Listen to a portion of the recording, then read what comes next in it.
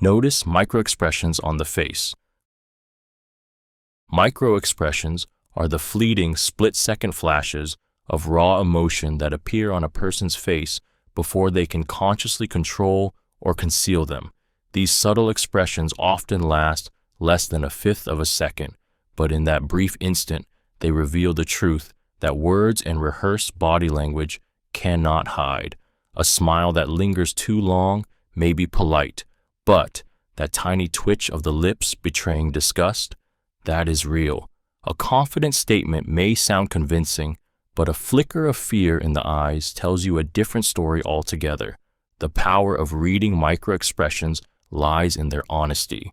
While people can manipulate their tone of voice, posture, and even the way they phrase their answers, the muscles in the face betray the subconscious. Anger, sadness, surprise, contempt, joy, fear, and disgust. These 7 universal emotions are written across every human face, regardless of culture or upbringing. To see them is to see past the mask, to glimpse into someone's true emotional state, often before they themselves admit it. Imagine sitting across from someone who tells you they're fine, yet for a fraction of a second, their eyebrows pinch in sadness. Or picture a negotiation where the other party insists on confidence, but their lips curl in a micro-expression of doubt. Once you train yourself to notice these flashes, you can no longer unsee them. They become emotional X-rays, stripping away surface layers of social polish and giving you the unfiltered reality. The unsettling beauty of micro-expressions is that they are involuntary, unstoppable, and incredibly revealing. To catch them is to momentarily step inside someone else's truth. Watch for rapid blinking. The eyes may be the windows to the soul, but it is the blink that often gives away what the soul is struggling to hide. Rapid blinking is one of the most telling physiological cues, a signal that the body is under stress, deception, or heightened emotion. Normally, humans blink around 15 to 20 times per minute. When that rhythm suddenly quickens, it's rarely random. It's the nervous system betraying the mind. Rapid blinking often accompanies anxiety, fear, or dishonesty.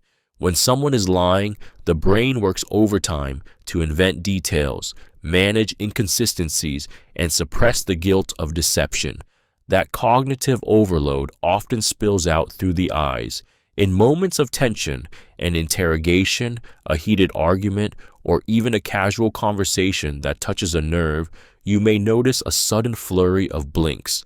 It's as if the eyelids are trying to shield the person from the intensity of the moment, or desperately flush away the discomfort of being exposed. But it's not always deceit that triggers rapid blinking. Excitement, attraction, or overwhelming emotion can do the same. When someone talks passionately about a dream or a fear, when adrenaline rushes through their body, their blinks betray the storm inside. The eyes, struggling to stay connected, yet overwhelmed by energy, flutter uncontrollably. To notice rapid blinking is to catch a person in their most vulnerable state, a raw leak of truth the conscious mind cannot control. It is a crack in the facade, a glimpse into inner turmoil or hidden desire. Once you see it, you cannot dismiss it. It lingers in your awareness like a secret only you have been allowed to witness. Pay attention to a forced smile. A smile is the most universally recognized expression of warmth and connection, but not all smiles are born from joy.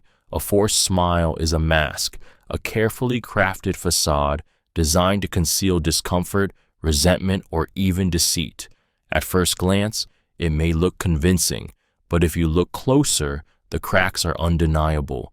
The lips stretch, the teeth may show, but the eyes remain cold, unlit by the spark of genuine emotion.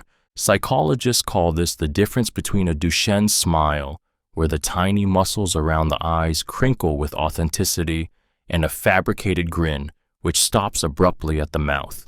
People force smiles when they feel pressured to conform, when they want to appear agreeable, or when they are hiding feelings they dare not express openly.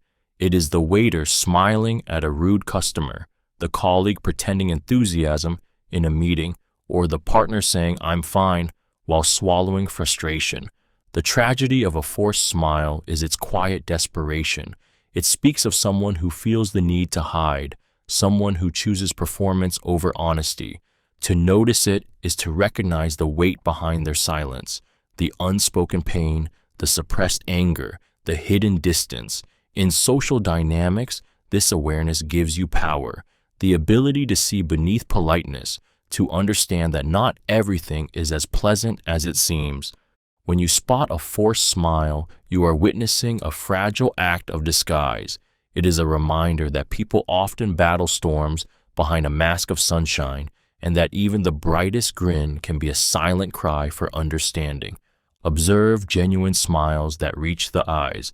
A genuine smile is one of the most disarming and magnetic expressions a human can display.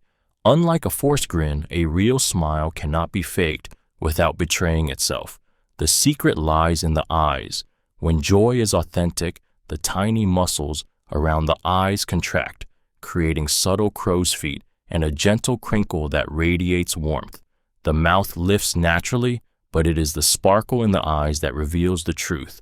This is the Duchenne smile, the gold standard of sincerity, and when you see it, you are in the presence of unfiltered happiness. A genuine smile has the power to shift an entire atmosphere. In moments of tension, it melts resistance. In moments of uncertainty, it reassures.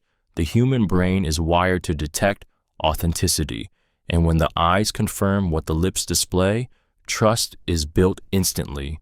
It is why lovers are drawn closer when they exchange real smiles, why children's laughter feels so pure, and why even strangers can form a bond in a fleeting instant of shared joy. This type of smile carries emotional contagion. When you witness it, mirror neurons in your brain fire, making you feel the happiness that radiates from the other person. It doesn't just tell you they are happy, it makes you feel it too. To observe a genuine smile that reaches the eyes is to glimpse someone's unguarded truth, their rawest humanity.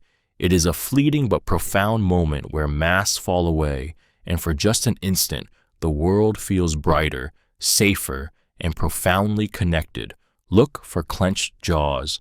The jaw is one of the body's most honest betrayers of inner tension. A clenched jaw is not just a physical action, it is the silent scream of suppressed emotion, often anger, stress, or fear, pressing against the surface but held tightly in place. Unlike the eyes or the smile, which can be deliberately managed, the tightening of jaw muscles happens almost reflexively, a primal response to internal conflict. It is the body's way of bracing itself, preparing for confrontation, or swallowing words that dare not be spoken aloud. When you notice someone's jaw clench, you are witnessing the storm beneath their calm exterior. It may flash for only a second during a heated conversation, a negotiation, or even a casual chat that brushes against a sensitive topic. That single tightening can reveal far more than words. It tells you what they are not saying, what they are holding back, what they are fighting to control. Clenched jaws often signal restraint. Someone is resisting the urge to lash out, to cry, or to confess. It is the moment just before eruption, the body's desperate attempt to keep composure when emotions threaten to spill over. You'll see it in a coworker masking frustration in a meeting, in a partner suppressing anger during an argument, or in a stranger trying to remain polite while boiling inside. The jaw, more than any other part of the face, carries the weight of hidden battles.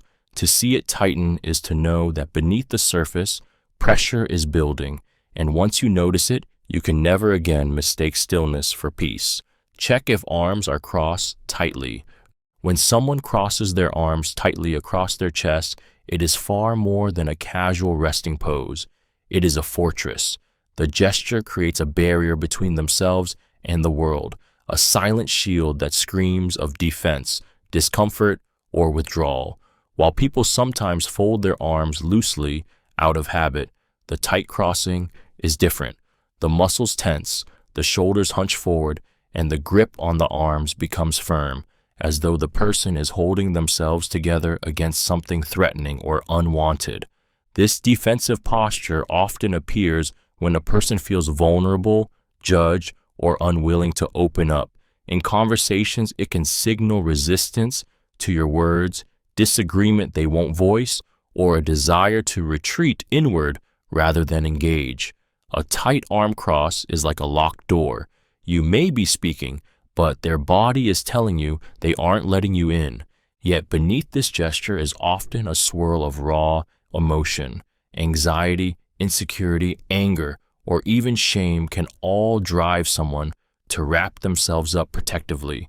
It's the body's way of saying, I need space, I need safety. And sometimes it's not about you at all. It's about the storm inside them they're trying to weather without breaking. The haunting truth of noticing tightly crossed arms is that you are seeing someone's unspoken battle. They may laugh, they may nod, they may even agree aloud, but their body betrays them. That barrier tells you they're not ready to let down their guard, and in that tension lies a glimpse of their hidden truth. Notice if someone's feet point toward an exit. The feet are the most honest part of the human body. While the face can lie with smiles and the voice can disguise unease with rehearsed words, the feet reveal what a person truly wants.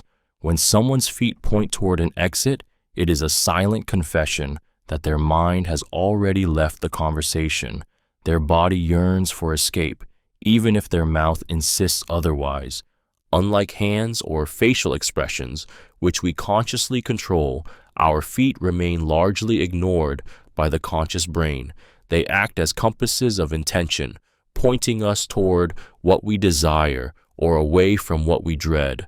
At a party, you may notice someone smiling politely while their shoes aim toward the door, betraying boredom or disinterest. In a meeting, a colleague may nod along, but their feet angled sharply toward the exit scream impatience, a desperate need to flee.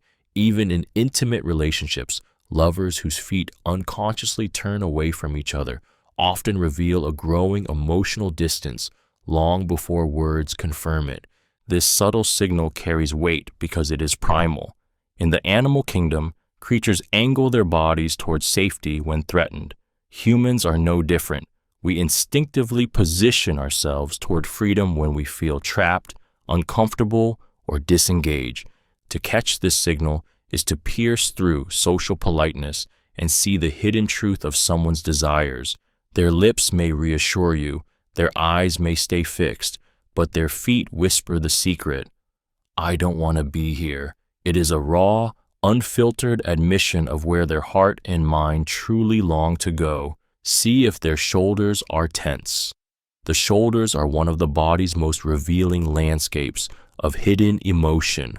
Unlike the face, which people consciously control, the shoulders often betray what the mind tries to suppress. When tension creeps in, it gathers there like a storm, pulling the muscles tight, lifting them slightly toward the ears, and holding them in an invisible grip. To notice tense shoulders is to witness the body's silent scream of stress, fear, or guardedness. A person may say they are relaxed, but if their shoulders are rigid, hunched, or stiff, their body tells a different story. This is the posture of someone bracing themselves against judgment, against conflict, against a truth they don't want to face. It is the stance of a student before an exam, an employee facing criticism, or a partner hiding emotions they are too afraid to voice. The body tenses in defense, creating an unconscious armor against vulnerability. Tense shoulders often accompany anxiety and discomfort, but they can also reveal suppressed anger. When someone is holding back words or emotions, the shoulders absorb the strain, locked tight as if to contain the eruption. To the trained eye, this stiffness is louder than words, signaling a battle raging just beneath the surface. When you see shoulders that cannot soften, you are watching someone hold their world together by force. It is an unspoken confession, a glimpse into their unrest, and a reminder that the weight they carry is heavier than they want to admit. In those shoulders lies the truth they will not say aloud. Watch for fidgeting hands. The hands are storytellers of the subconscious, and when they fidget, they whisper truths the mouth refuses to speak. Fidgeting hands reveal an inner restlessness, a body betraying what the mind is struggling to contain: nervousness, anxiety, guilt, or impatience. Unlike polished words or rehearsed smiles, the small movements of fingers tapping, nails picking, or objects being twisted are often unconscious leaks of suppressed emotion. When someone's hands can't stay still, it signals that their energy is displaced. The body is attempting to self-soothe, to release tension through motion. You'll see it in the student nervously twisting a pen before answering a difficult question, the partner tugging at a sleeve while hiding a secret, or the interviewee rubbing their palms together as if trying to burn away their unease. These restless gestures are not random. They are the silent confessions of the nervous system. Fidgeting is also the body's escape route, a way of releasing pressure without exploding. Instead of shouting, crying, or walking away, the tension leaks out through restless hands. To an untrained eye, it may seem trivial, but once you know what to look for, it becomes a glaring sign that all is not as calm as it appears. To watch for fidgeting hands is to see the private war someone wages with their emotions. It is a crack in their armor, a giveaway that they are unsettled, conflicted, or hiding something they cannot voice. And once you catch it, you hold a key to their unspoken truth, a truth they never intended to share, yet their hands could not help but reveal. Observe if they avoid eye contact. The eyes are portals of connection, and when someone avoids eye contact, it is rarely meaningless. That subtle downward glance, the shift to the floor, the dart to the side, these are not just movements, they are confessions. Humans instinctively seek eye contact to build trust, establish presence, and affirm sincerity.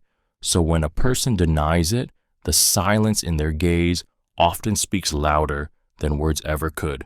Avoidance of eye contact may signal guilt, shame, or dishonesty.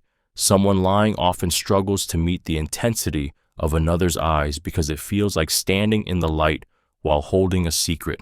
For others, avoidance is born of insecurity, the fear of being truly seen, of having their vulnerability exposed. In moments of attraction, it can even signal shyness, the overwhelming flood of emotion that makes direct connection unbearable. But avoidance doesn't always mean deception. Sometimes it's pain, sometimes it's trauma, sometimes it's the unbearable weight of emotions they cannot articulate. Think of someone grieving, trying to hold themselves together while their eyes betray what they dare not speak.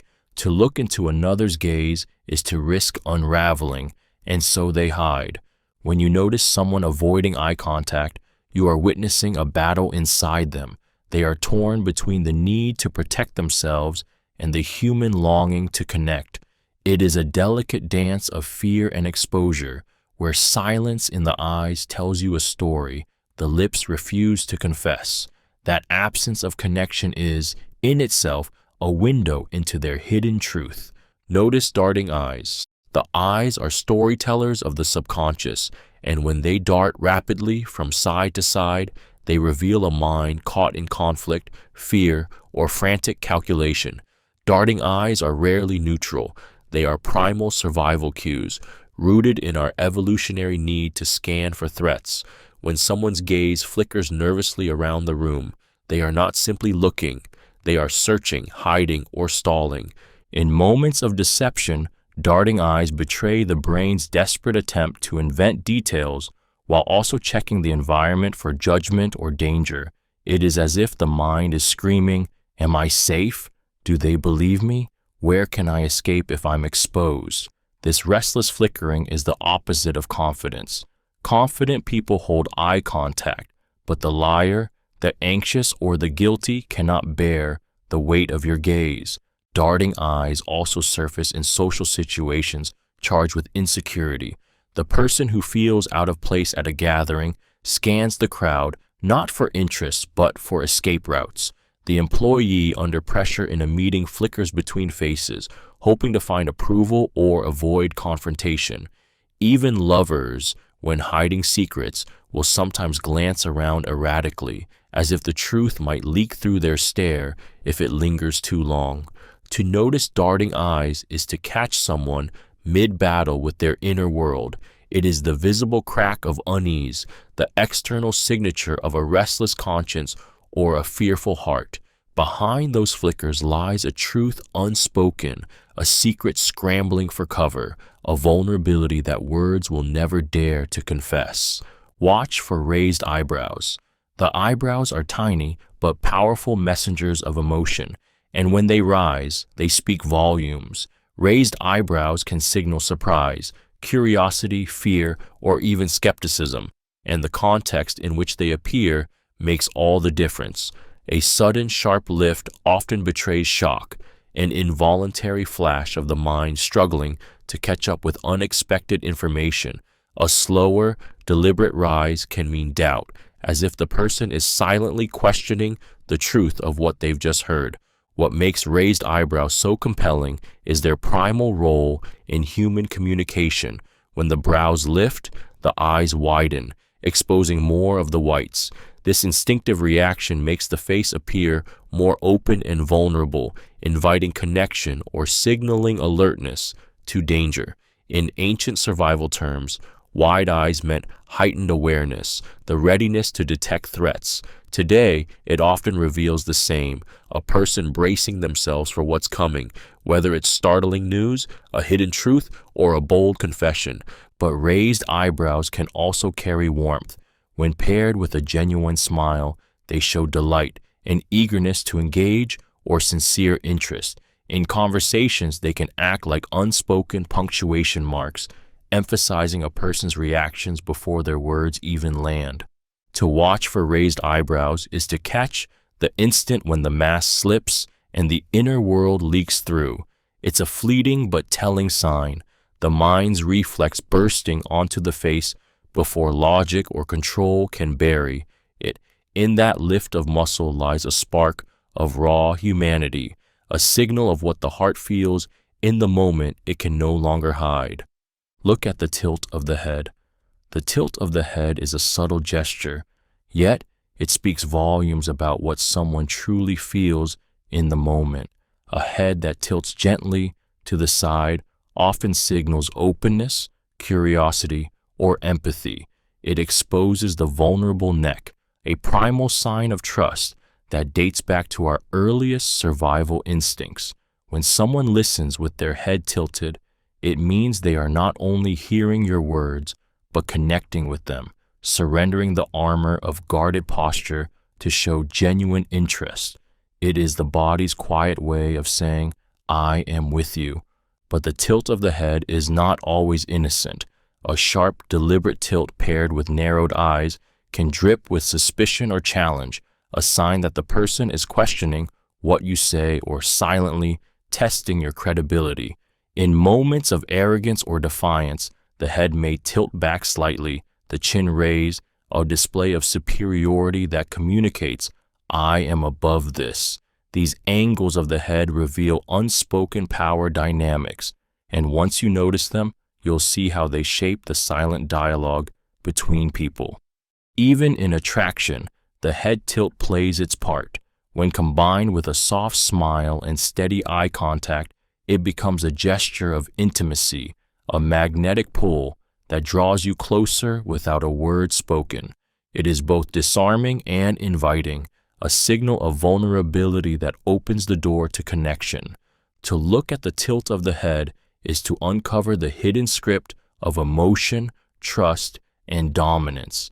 It is the difference between someone leaning in with empathy, challenging with doubt, or luring with desire, all revealed in the simple angle of their head. Notice, when someone leans forward, leaning forward is one of the clearest nonverbal signs of interest, connection, and engagement. It is the body's way of saying, I want to be closer to you, to what you're saying, to the energy you're giving off. Unlike stiff postures or pulled back distance, the forward lean is instinctive. It closes the gap between two people and signals a genuine desire to bridge the space that separates them. When someone leans in, it is often a silent confession of curiosity or attraction. In conversations, it shows that your words matter, that you've hooked their attention and drawn them into your world. In moments of intimacy, it can reveal affection, a subconscious attempt to dissolve boundaries and taste closeness without needing to touch. In professional or persuasive settings, it can indicate agreement, interest, or a readiness to be influenced. The body moves forward because the mind is already there. Yet leaning forward is not always soft or affectionate. Sometimes it carries intensity, even confrontation. Someone leaning in during an argument may be trying to assert dominance, to pierce through your defenses with their presence. The meaning lies not just in the motion itself, but in the energy that accompanies it, whether the eyes burn with anger, sparkle with fascination, or soften with care. To notice someone leaning forward is to catch the moment their guard lowers and their focus sharpens. It is a vulnerable gesture, a bridge of intent. Whether it's desire, curiosity, or confrontation, their body is screaming what their words may not dare to say.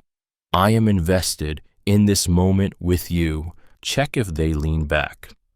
Suddenly, the human body has a language all its own, and one of its loudest signals is the sudden act of leaning back.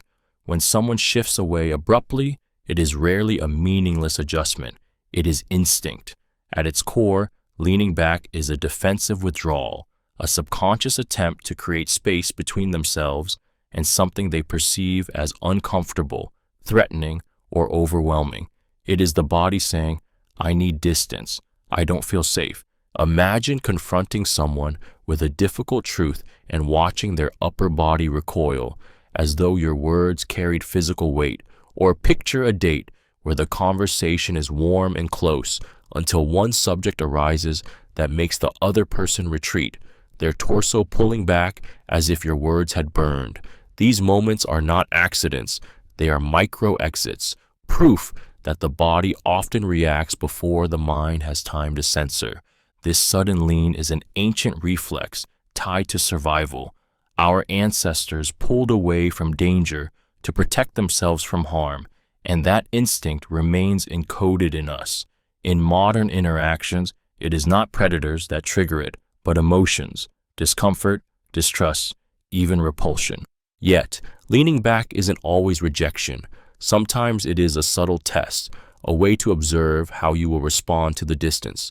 Will you lean in too much, invading further, or will you respect the boundary and allow the space to breathe? To catch someone leaning back suddenly is to witness the truth of their discomfort breaking through the surface, a fleeting glimpse of the wall they are building between themselves and you. Watch for mirroring of your body language.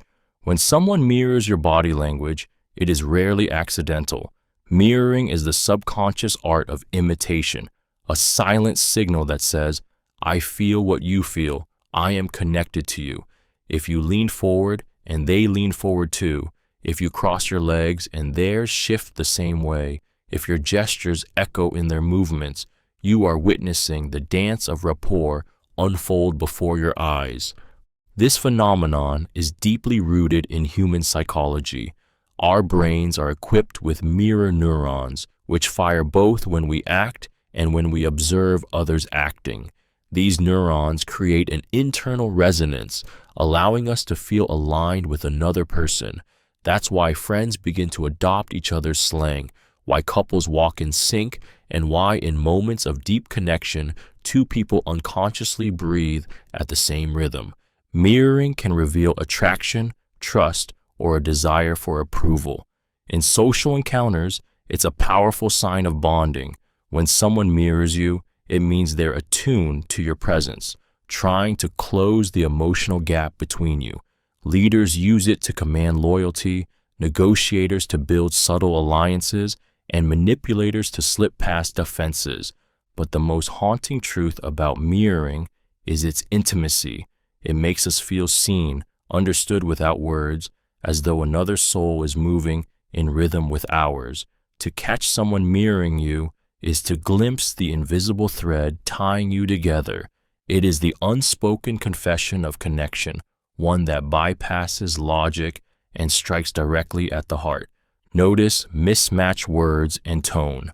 When words and tone collide, truth is caught in the wreckage. A person can rehearse what they want to say, polish the vocabulary, and choose phrases designed to persuade or protect, but their tone betrays them. The human voice carries emotion in every vibration, every rise and fall, and when that emotion does not align with the content of the message, the result is a dissonance you cannot ignore.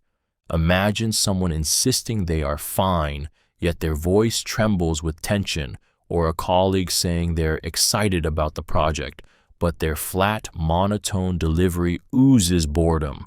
The words offer one reality, the tone screams another. This mismatch is the body's rebellion against the mind's control, the subconscious leaking out through sound even when the conscious tries to silence it. Psychologists call this leakage a telltale sign of concealed emotion.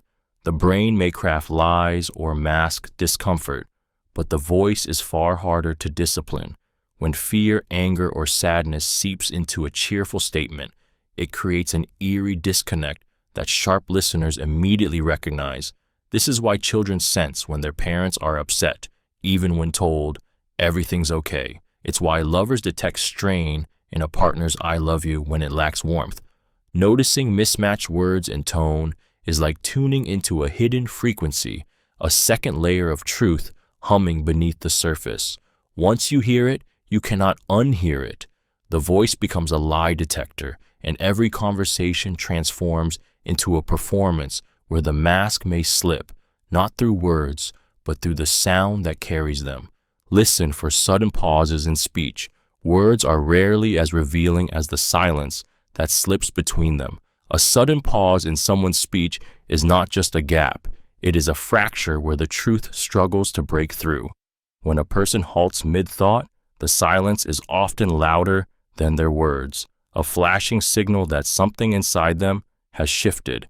It could be hesitation, uncertainty, fear, or even the burden of deciding whether to reveal or conceal what they truly feel. These pauses are often born of conflict between the conscious and the subconscious. The conscious mind races to maintain control, crafting sentences that present confidence, logic, or calm. But the subconscious leaks through, slowing the tongue, forcing a delay, betraying the inner storm. A pause after a question can reveal doubt. A pause in the middle of denial can hint at guilt. Even in casual conversation, a pause where none should exist may whisper of emotions too heavy to articulate. What makes these moments so striking is their rawness. Unlike rehearsed words or polished explanations, a pause is unplanned. It cannot be dressed up, cannot be rehearsed.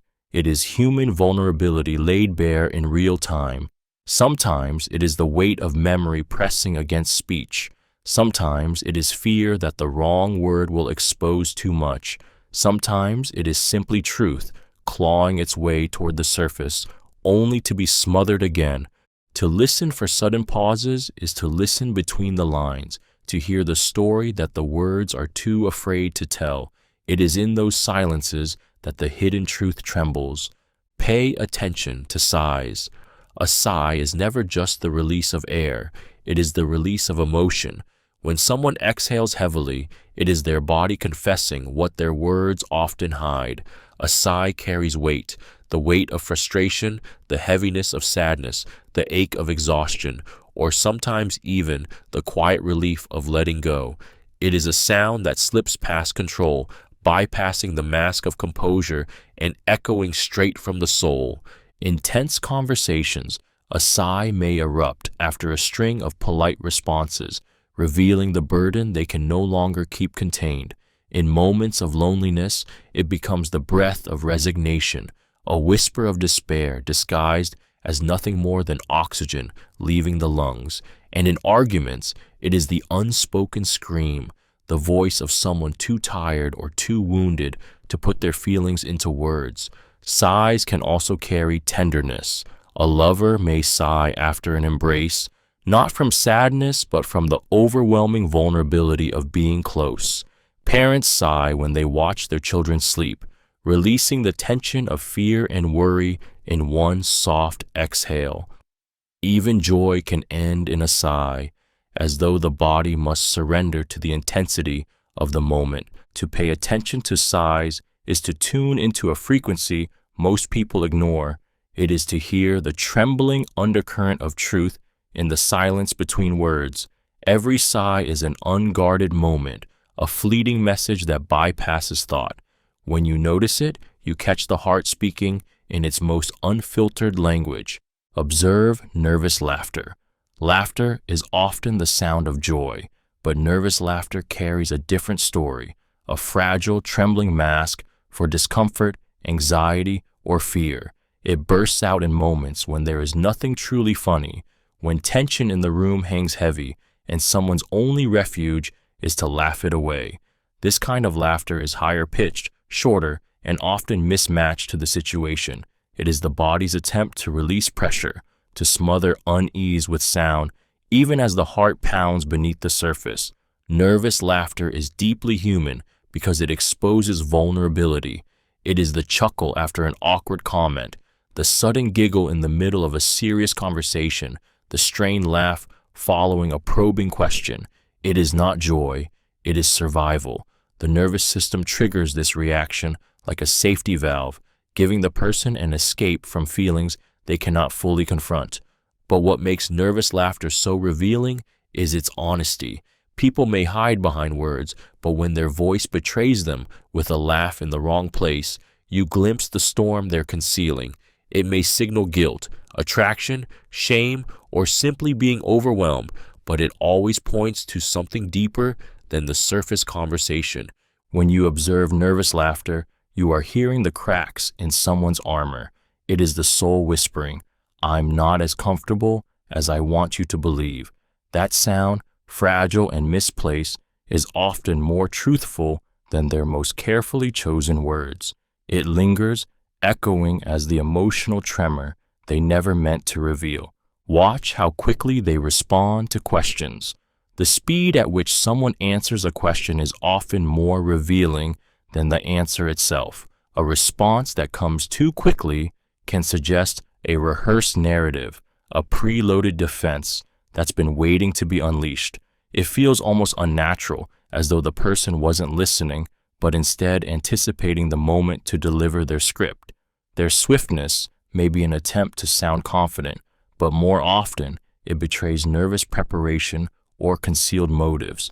On the other hand, hesitation speaks a different language. A pause, even just a beat too long, can signal that the brain is scrambling, either to fabricate a believable answer or to carefully weigh how much truth to reveal. That silence carries weight. It drips with tension, making the air heavy as their eyes search for words that don't come easily. In those moments, the mind is at war with itself. Honesty versus self-preservation, exposure versus concealment. Even the context of the response time matters. Someone genuinely enthusiastic will often answer with effortless speed, their words tumbling out because they can't wait to share. Someone caught off guard or emotionally struck may stumble, their delay a crack in composure that reveals vulnerability. Rapid answers can feel too polished, while delayed ones expose the raw humanness of uncertainty. When you watch how quickly someone responds to questions, you are not just observing speech, you are measuring thought, fear, and intention. Every second of silence, every rushed reply is a window into their internal struggle. It is not just what they say that matters, but how desperately or reluctantly they allow it to escape. Notice when someone repeats your words. When someone repeats your words back to you, it is never accidental. It is a mirror of intent, a psychological echo that carries far more weight than it seems. At first glance, it may sound like simple agreement or clarification, but beneath it lies a powerful truth. Repetition is connection. It is the subconscious reaching for closeness, for validation, for alignment with what you have just said.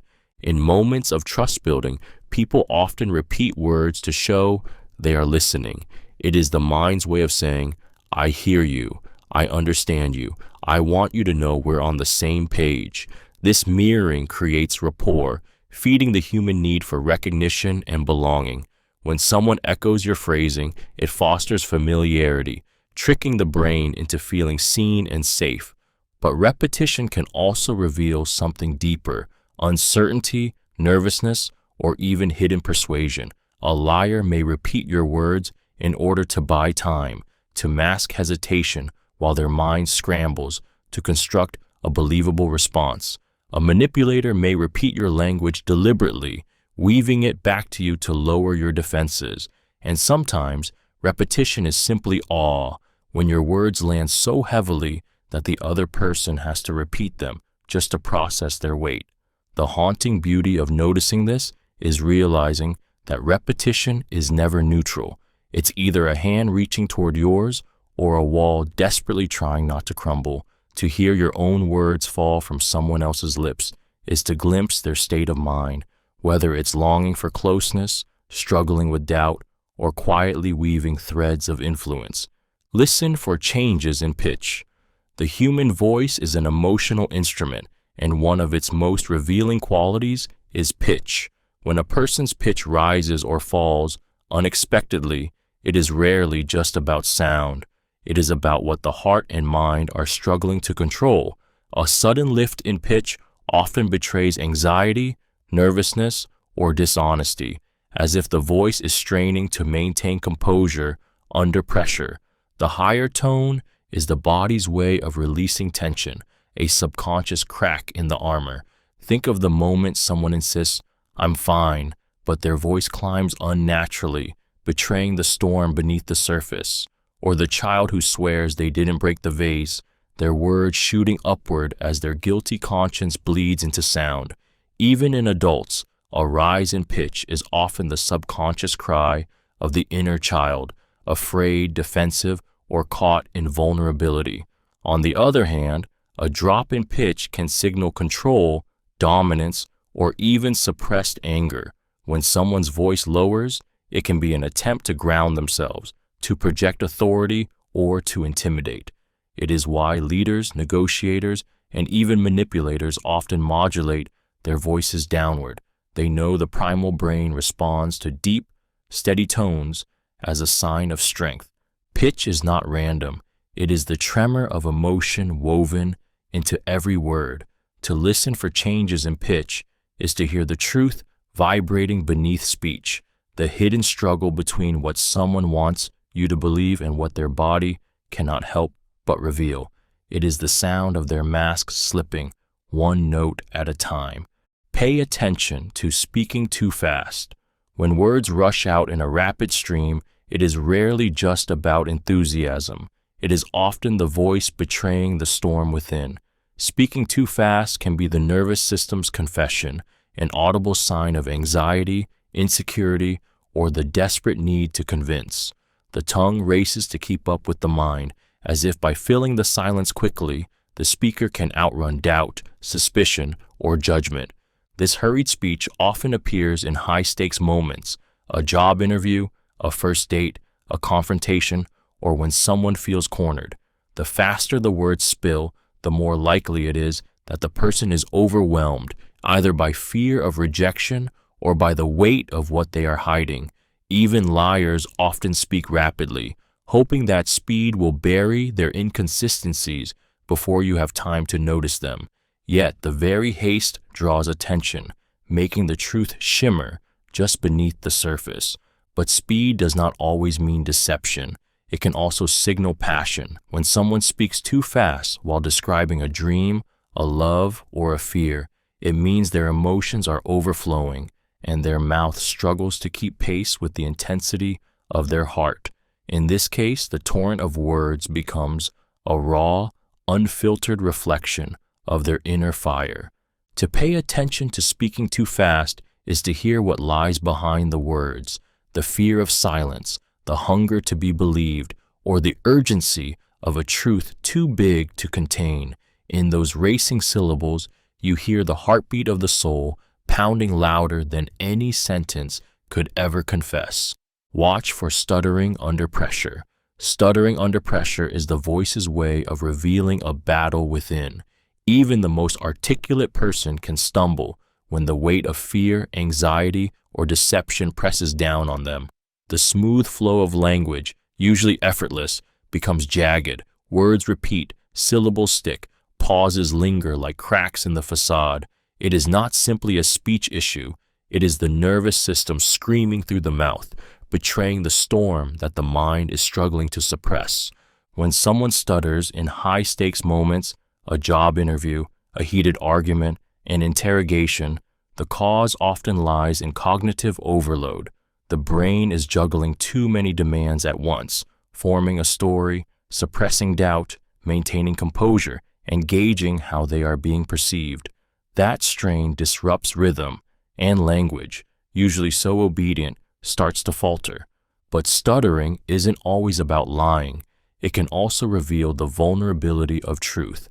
When emotions rise too fast, fear of rejection, intensity of love, or sheer panic, the body reacts by tripping over itself. Words collide with feelings, spilling out in fragments that mirror the chaos inside. That vulnerability makes stuttering profoundly human. It shows someone caught in a moment too big to contain smoothly. To watch for stuttering under pressure is to catch someone at their rawest. It is the sound of a mind tangled in its own struggle, of emotions pushing too hard against the limits of control. In those fractured words lies a powerful clue, whether they are hiding something, overwhelmed by truth, or simply laid bare by the weight of the moment. Notice a fake laugh versus a real one. Laughter is one of the purest windows into the human soul, but it is also one of the easiest masks people wear. A real laugh bursts out like a spark. It's uncontrollable, messy, full-bodied, and it spreads like wildfire. The eyes narrow, the mouth opens wide, the body leans forward or even shakes as if joy is too powerful to contain. It is raw, involuntary, and undeniably authentic. But a fake laugh? It is hollow. It dies before it even begins, clipped and restrained, carrying no warmth in the eyes, no movement in the body. It's a performance, not an emotion. People fake laughter for many reasons: to fill an awkward silence, to appear polite, to hide discomfort, or to gain social approval. That empty chuckle at a boss's bad joke, the short forced laugh in a tense conversation, the polite giggle that never touches the eyes, all of these are shields. They tell you not what someone finds funny, but what they feel compelled to do in order to survive the moment. The difference between real and fake laughter lies in its resonance. A genuine laugh echoes through the body like a release, lifting the atmosphere and pulling others in with its contagious energy. A fake laugh, by contrast, hangs in the air like static, heard but not felt, seen but not shared. When you learn to spot the difference, every false laugh becomes a confession. It whispers of hidden discomfort, of truths unsaid, of emotions buried beneath the surface. It reminds you that even in moments of supposed joy, the body cannot lie. Check if they suddenly clear their throat. A sudden throat clear is rarely just about a tickle in the airways. It is often the body betraying nerves, hesitation, or the weight of unspoken words. When someone abruptly clears their throat before speaking, it is usually their subconscious scrambling for time, a way to reset their composure before stepping into the vulnerability of expression.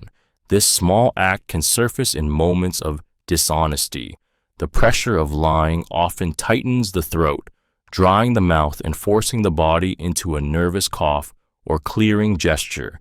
It is as though the truth itself lodges in the vocal cords, resisting release, and the liar must physically force it out. In high-stakes situations, interviews, negotiations, confessions, you will often notice this subtle cue right before a carefully chosen statement, a sign that what follows is not as effortless as they want you to believe, but the throat clear can also signal suppressed emotion. A person holding back tears, anger, or even passion may unconsciously clear their throat to choke down the rising wave. It is the sound of restraint, the body begging for control when the heart wants to spill over. Sometimes it happens right before someone shares something deeply vulnerable, their voice preparing itself for words too heavy to carry smoothly. To notice a sudden throat clear is to catch a moment of conflict between the mind and the body. It is the sound of hesitation, the friction between truth and performance, the audible tremor of someone who feels the pressure of being seen.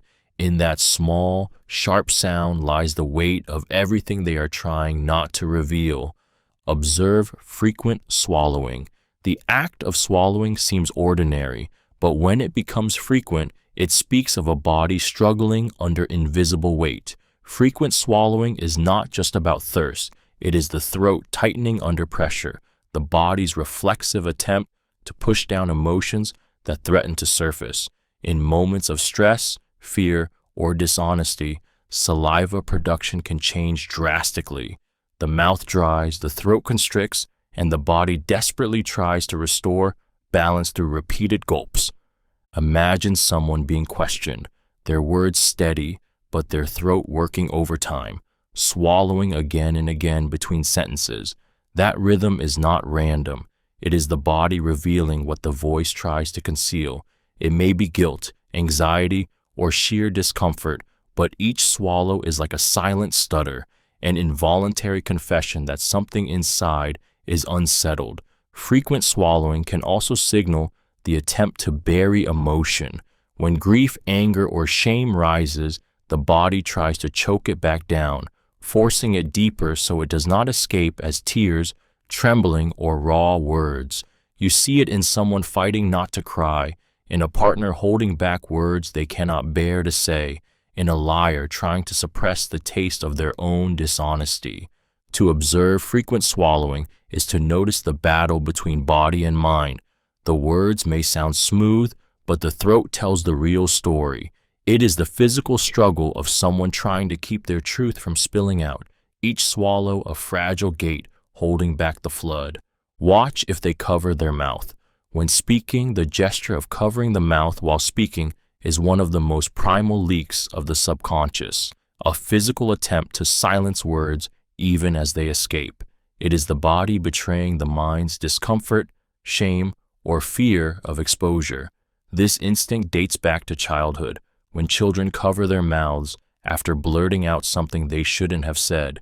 Even in adulthood, the reflex lingers. When someone hides their lips with their hand, fingers, or an object, it is rarely meaningless. This gesture often appears when someone is lying or withholding information. The hand becomes a barrier, as though trying to push back words already spoken, muting the truth before it reveals too much. In moments of dishonesty, people instinctively want to block their own voice, betraying the very secret they are trying to keep. It can also surface when someone is embarrassed, their hand unconsciously shielding them from judgment. But covering the mouth is not always about deceit. It can also reflect vulnerability. A person struggling to confess something painful may cover their mouth as though the act itself is too raw, too dangerous to release freely. Lovers revealing hidden feelings, victims recounting trauma, or friends hesitating over a difficult truth often hide their lips as if protecting their own fragility. To watch for this gesture is to witness a battle between expression and suppression. Words are spilling out, but the body resists, signaling that what is being said or avoided carries deep emotional weight. It is the silent hand of the subconscious trying to muffle a truth that the heart is not yet ready to let go. Notice if they touch their nose. The simple act of touching the nose may seem harmless, but in the world of body language, it is a flashing signal of inner tension, often subconscious and almost always revealing. This gesture emerges when the mind is under stress or grappling with discomfort. The nose is connected to a network of tiny blood vessels that react instantly to emotional shifts. When a person lies, feels anxious, or experience shame, these vessels dilate slightly, creating an almost imperceptible itch. The hand rises before they even realize it, brushing or rubbing the nose as if to soothe the truth trying to break free. This unconscious behavior is deeply tied to the nervous system. When guilt or deceit spikes adrenaline, the body betrays itself in micro movements, and nose touching is one of the most common leaks. Imagine someone swearing honesty while their fingers graze their nostrils. It is not the words you should believe, but the instinct their body could not suppress. Yet this gesture is not always deception. Sometimes it signals embarrassment, an attempt to self-soothe in a vulnerable moment. At other times, it's hesitation, the mind buying time while the body covers the face ever so slightly. What makes it haunting is its subtlety. Most people never notice it, but once you do, it becomes impossible to ignore. To notice someone touching their nose is to see their internal struggle, the body's way of whispering the truth behind the polished mask. It is a fleeting motion, gone in an instant, but in that instant, you glimpse the storm beneath their calm. Pay attention to ear tugging. Ear tugging is one of those subtle, almost childlike gestures that often goes unnoticed, yet it carries powerful meaning. When someone pulls, rubs, or fiddles with their ear, it is rarely just an idle habit. It is a sign of inner conflict, anxiety, or an attempt to self-soothe in the midst of discomfort. The ears are deeply sensitive, and touching them provides a small, grounding release when the mind feels overwhelmed. In stressful situations, ear tugging often emerges as a nervous leak of energy.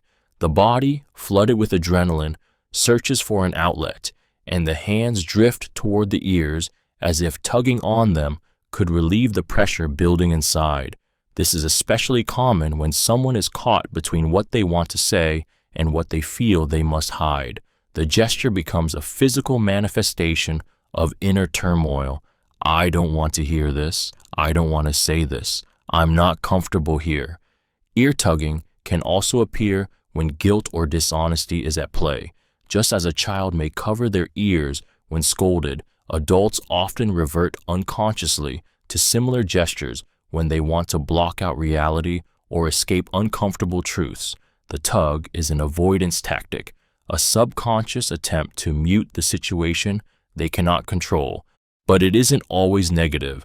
Sometimes ear touching is a sign of deep thought or hesitation, a person wrestling with a decision and grounding themselves through touch. To notice ear tugging is to witness the silent struggle between comfort and conflict, a small but telling gesture that reveals far more than the words spilling from their lips.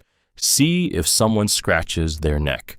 The neck is one of the body's most vulnerable places, and when someone scratches it, the gesture often reveals more than they intend.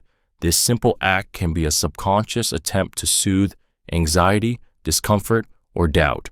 Unlike deliberate movements, a neck scratch is usually spontaneous, an unconscious leak of emotion spilling through the body. It often occurs when a person is unsure of their words, uneasy with their surroundings, or conflicted about what they are saying.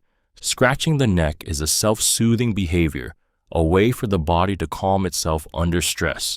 The skin is sensitive, and the touch sends signals that can reduce tension momentarily, like a nervous reset button. But to the observer, it is a red flag. Why would someone need comfort in a situation where they claim to be confident? That dissonance between words and body can be more revealing than the speech itself. This gesture frequently appears when people are lying or withholding truth. The neck scratch often comes after a statement, as if the body itself doubts the words just spoken. It can also signal inner conflict, someone caught between what they want to say and what they think they should say. Beyond dishonesty, it can also indicate shyness, embarrassment, or insecurity. A person unsure of how they're being perceived may scratch their neck unconsciously, as though trying to release the tension of self-awareness. To see someone scratch their neck is to catch the tremor of doubt beneath their mask. It is the body whispering, I don't feel safe, I don't feel certain. even as the voice struggles to sound composed. Watch for hair twirling. Hair twirling may seem like an innocent or even playful gesture, but beneath its surface lies a window into the restless mind. When someone absent-mindedly wraps strands of hair around their fingers, it is rarely random. It is the body's way of releasing tension, soothing anxiety, or revealing inner vulnerability. This repetitive act, often unconscious, serves as a comfort mechanism, much like fidgeting or nail biting, giving the nervous system a small outlet for its storm. In moments of stress or uncertainty, hair twirling can signal discomfort. The person may be trying to ground themselves, using the repetitive texture and movement to ease the chaos within. It's the student twisting her hair during an exam she dreads, or the speaker nervously winding strands while being questioned. The gesture betrays the struggle between appearing composed and battling unease. But hair twirling also carries a softer meaning. In the realm of attraction, it often emerges as a subconscious signal of flirtation. A gentle twirl of hair, paired with eye contact and a coy smile, is the body's way of drawing attention, of displaying openness and femininity.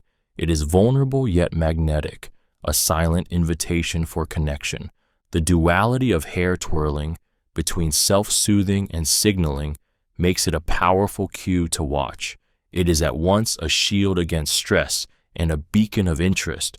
To notice it is to catch someone in their most human moments, where nervousness, desire, and vulnerability intertwine, spilling out through the fingertips into strands of hair that become confessions in plain sight. Notice tapping fingers, the restless drumming of fingers on a table, a chair, or even against one's own leg is far more than a meaningless habit. It is the sound of a mind in motion, a body betraying the tension it cannot contain. Tapping fingers are often the nervous system's outlet for unease, frustration, or impatience, a physical rhythm that spills out when emotions inside grow too heavy to stay silent. It is the body's way of releasing energy it cannot hide, a subconscious percussion of stress. When someone taps their fingers rapidly, it often signals anxiety, restlessness, or agitation. Their body is screaming, "I need control, I need release, I need something to ground me."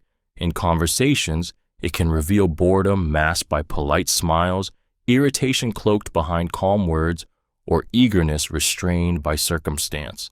The faster and sharper the tapping, the louder the emotions behind it. But finger tapping can also betray deep inner conflict. Someone may be nodding in agreement while their fingers tap furiously, signaling they are not as aligned as their words suggest. Or in silence, the rhythm can give away a storm of impatience they are too polite to voice. Sometimes it's not anger or anxiety at all. It's anticipation, excitement so strong it forces the body to keep time with the racing heartbeat. To notice tapping fingers is to hear the silent soundtrack of the subconscious. Each tap is a beat of emotion trying to escape, a raw confession played out through the smallest movements. It is a rhythm that exposes what the voice dares not say. Look at bouncing knees. Bouncing knees are one of the body's most restless signals, a physical outlet for emotions the mind struggles to contain. When someone's leg begins to shake uncontrollably beneath the table, it is rarely meaningless. It is the body betraying agitation, anxiety, or bottled up energy that refuses to stay hidden. The repetitive motion is a form of self-soothing, a nervous system on overload trying to release pressure without words.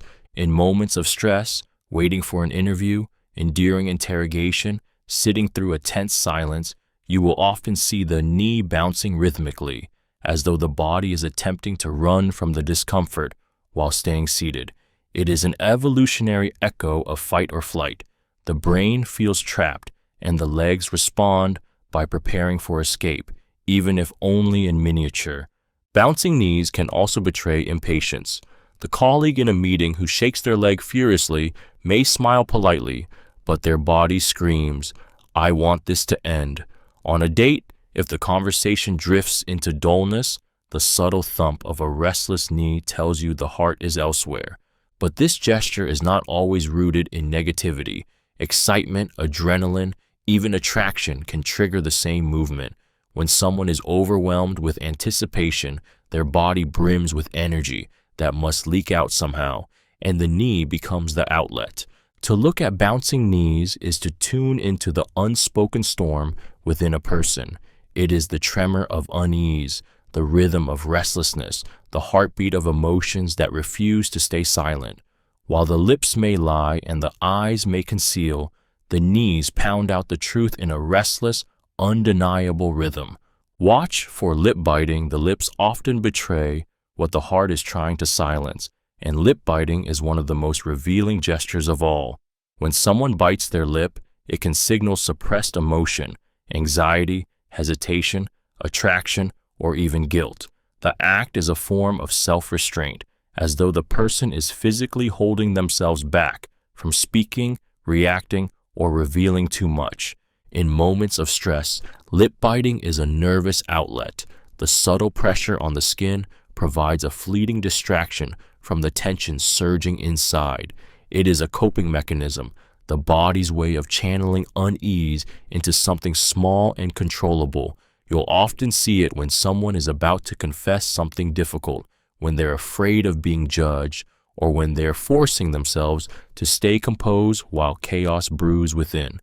But lip biting carries another, more intimate meaning.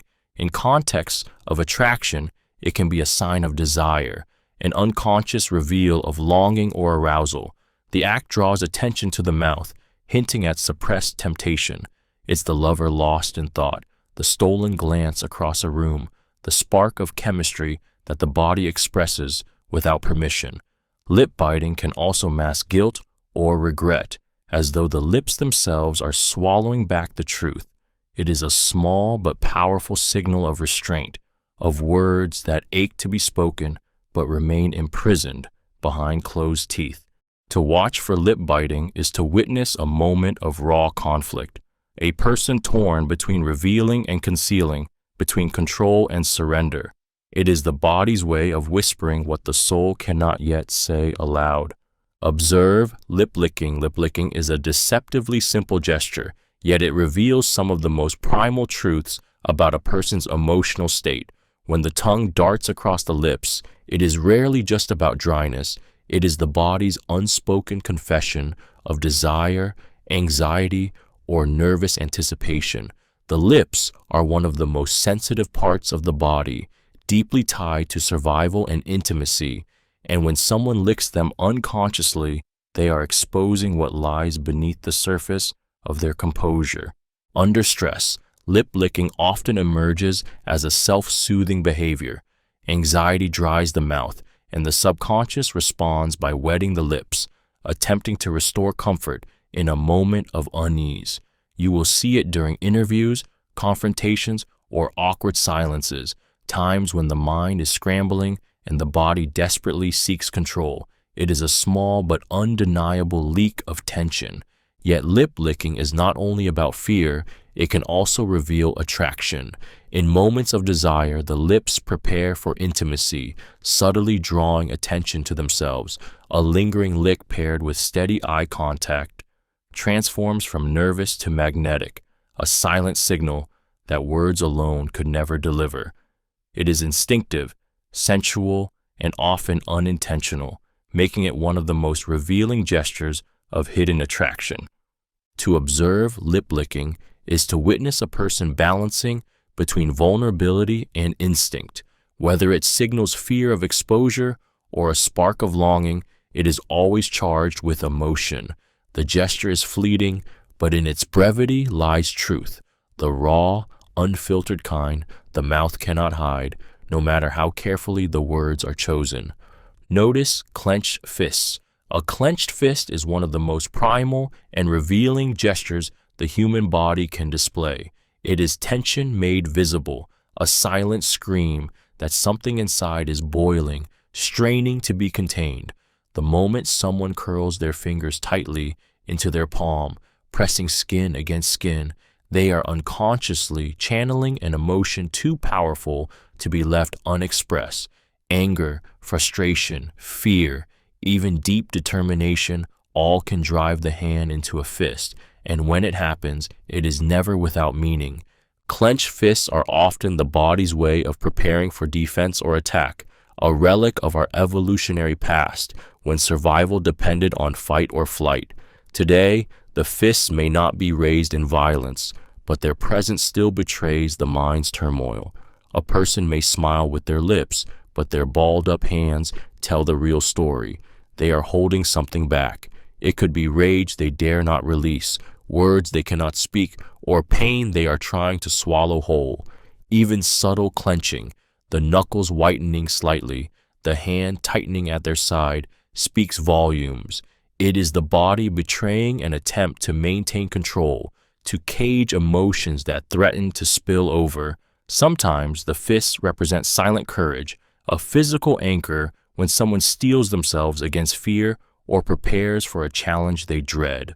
To notice clenched fists is to catch a glimpse of raw humanity breaking through composure. It is tension you can almost feel in the air, a visible knot of unspoken emotion. When fists tighten, the truth is close, aching to erupt from beneath the surface. Watch for wringing hands. Wringing hands is one of the oldest and most primal displays of inner turmoil, a gesture that reveals tension, guilt, or desperation more clearly than words ever could. When someone clasps their hands together and twists them against each other, it is not random. It is a visible battle between their emotions and their need for control. The act is almost ritualistic, as if by grinding their palms and fingers together, they can wring out the anxiety flooding their body. In moments of fear or nervous anticipation, hand-wringing is the body's attempt to self-soothe. The repetitive pressure creates a small, temporary comfort, like a child clutching a blanket. But beneath this gesture lies vulnerability. People wring their hands when they are uncertain about outcomes, when they feel powerless, or when they are holding back words they dare not say aloud. This gesture also whispers of guilt. Someone confronted with a lie or mistake may wring their hands unconsciously, as if trying to scrub away the stain of wrongdoing. In history and literature, it has always been a symbol of moral conflict. Characters wringing their hands as they struggle between right and wrong, duty and desire. In real life, it is just as telling. The body betrays the soul, twisting itself under the weight of conscience. To watch for wringing hands is to witness a confession without sound. It is the physical embodiment of stress, regret, or unease, laid bare in a simple yet powerful motion. When the hands cannot stay still, it is because the heart cannot find peace. Pay attention to adjusting clothes unnecessarily.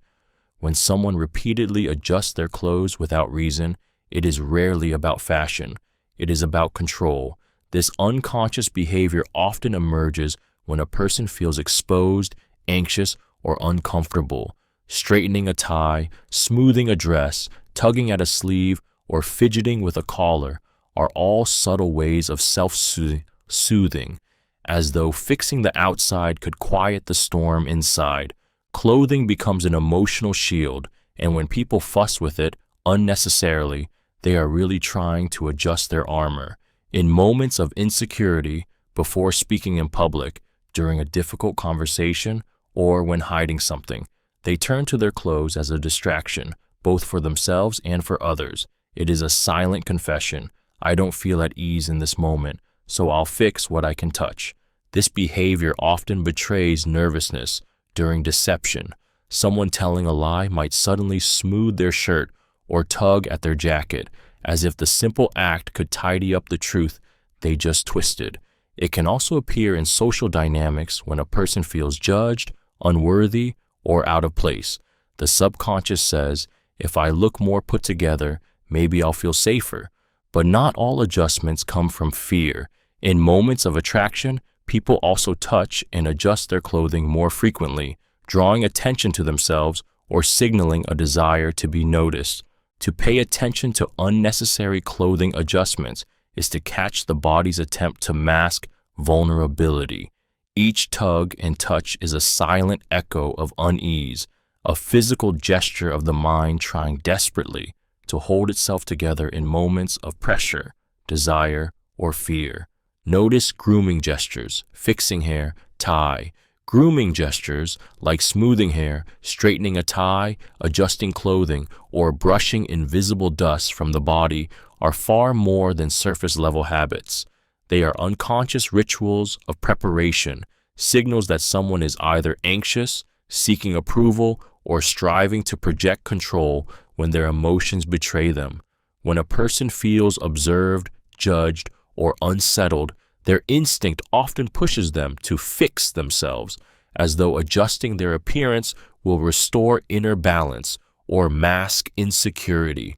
In moments of nervousness, these gestures act as self-soothing mechanisms. The hands reach up to tame a strand of hair or tighten a tie, not because it's truly needed, but because the act itself provides comfort. It's the interviewee smoothing their clothes before answering a tough question, the speaker tugging at their jacket while facing an audience, or the person on a first date subtly running fingers through their hair to channel tension into motion. Each adjustment is a silent confession. I need control in this moment. But grooming gestures can also carry a different weight, the weight of attraction. When someone is drawn to another, they unconsciously prepare themselves, making subtle adjustments to appear more desirable. The woman fixing her hair while laughing at someone's joke, the man straightening his collar in the presence of someone who excites him. These are not empty habits, but instinctive attempts to display their best self. To notice grooming gestures is to catch the delicate dance between insecurity and desire. Behind each movement lies either the fear of imperfection or the pull of wanting to be seen. And in both cases, the truth is raw. The person is exposed, vulnerable, and craving acceptance in that very moment. See if someone rolls their eyes. The eye roll is one of the most cutting gestures a person can make, and it requires no words to deliver its message. When someone rolls their eyes, it is an unfiltered flash of disdain, dismissal, or irritation. Unlike polite smiles or careful phrasing, this reaction bypasses control. It slips out in the heat of the moment, often before the person realizes they've betrayed their feelings. It is the body's way of saying, I don't respect this. I don't believe this. I'm above this. Eye rolling can reveal deep-seated contempt, and contempt is one of the most toxic emotions in human interaction. In relationships, repeated eye rolls are often the beginning of emotional erosion, a sign that respect is fading and bitterness is taking root. In professional settings, it can undermine authority, quietly mocking whoever holds the floor. In friendships or casual exchanges, it's a crack in the veneer of politeness, exposing irritation that words refuse to carry. What makes the eye roll so powerful is its mix of subtlety and sharpness. It's a gesture that can be fleeting, yet it lands like a blow, instantly felt by the person on the receiving end. It dismisses not just the words spoken, but the worth of the speaker themselves, and sometimes it's not deliberate malice, but exhaustion, the body venting emotions too heavy to mask any longer. To see someone roll their eyes is to witness contempt made visible, an unspoken fracture in the bond of respect. It is a gesture that lingers long after the eyes settle, leaving a silent wound in its wake. Observe exaggerated nodding. Nodding is a universal gesture of agreement and understanding, but when it becomes exaggerated, too frequent, too forceful, too drawn out, it stops being a simple affirmation and turns into a silent scream of hidden motives. Exaggerated nodding often reveals a desperate need to convince, to appease, or to mask inner conflict. The motion grows larger than natural, not because the person feels more aligned, but because they feel less. In social settings, exaggerated nodding can be a way to overcompensate. Someone may nod vigorously to show they are listening, even when their mind is drifting or their heart is closed off. In moments of pressure, like an employee nodding at a boss, they may amplify the gesture in an unconscious attempt to appear agreeable and avoid confrontation. The body says, "See, I'm on your side," even if the soul whispers otherwise. It can also surface in deception. A liar, worried they won't be believed, may nod excessively while delivering false words, as if trying to physically force their message into credibility. But this only betrays them further, as the unnatural rhythm clashes with the authenticity our brains instinctively recognize. Exaggerated nodding can even appear in relationships, where someone nods along too eagerly to avoid conflict, to keep the peace, or to mask frustration. In truth, the overdone motion reveals the very tension they are trying to hide. To observe exaggerated nodding is to see beyond the yes on their lips. It is to catch the strain of someone who feels unheard, unbelieved, or uncertain, someone whose head tells one story while their heart quietly tells another.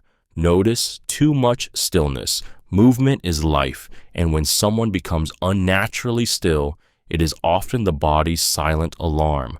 Too much stillness does not signal calm.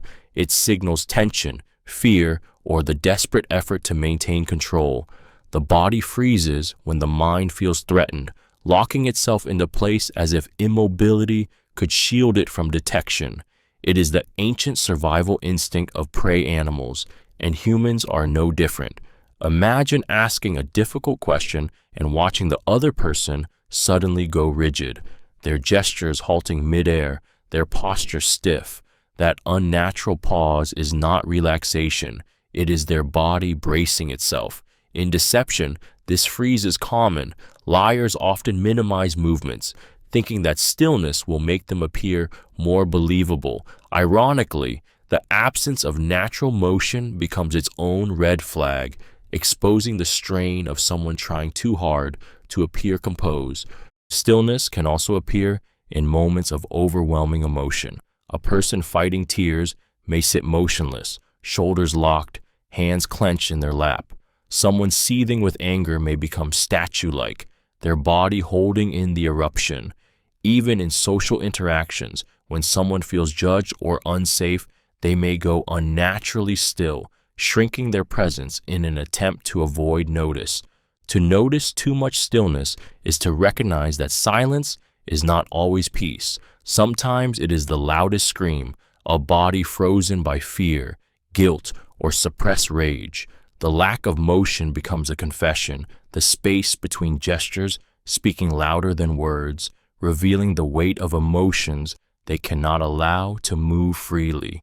Watch for frozen smiles. A frozen smile is the mask people wear when they want to convince the world that everything is fine, even when it isn't. Unlike a genuine smile, which flickers naturally and fades with emotion, a frozen smile lingers unnaturally, stretched across the face like a painted mask.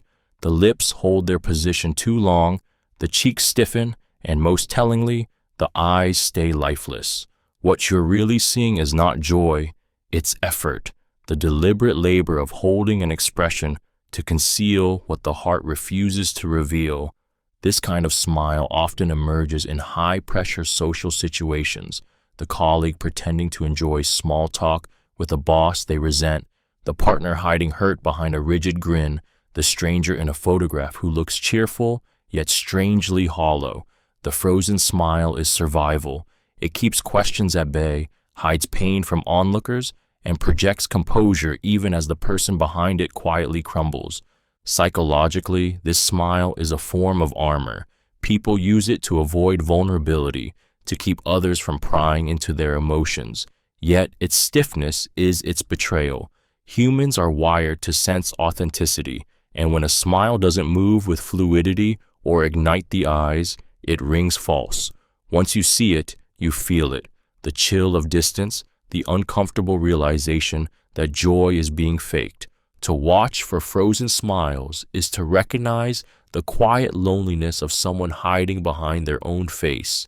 It is the haunting moment when happiness becomes performance and the mask reveals more truth than the expression ever intended. Check if they stand too close or too far. The distance someone keeps from you is never random. It is a silent negotiation of trust, comfort, and intent.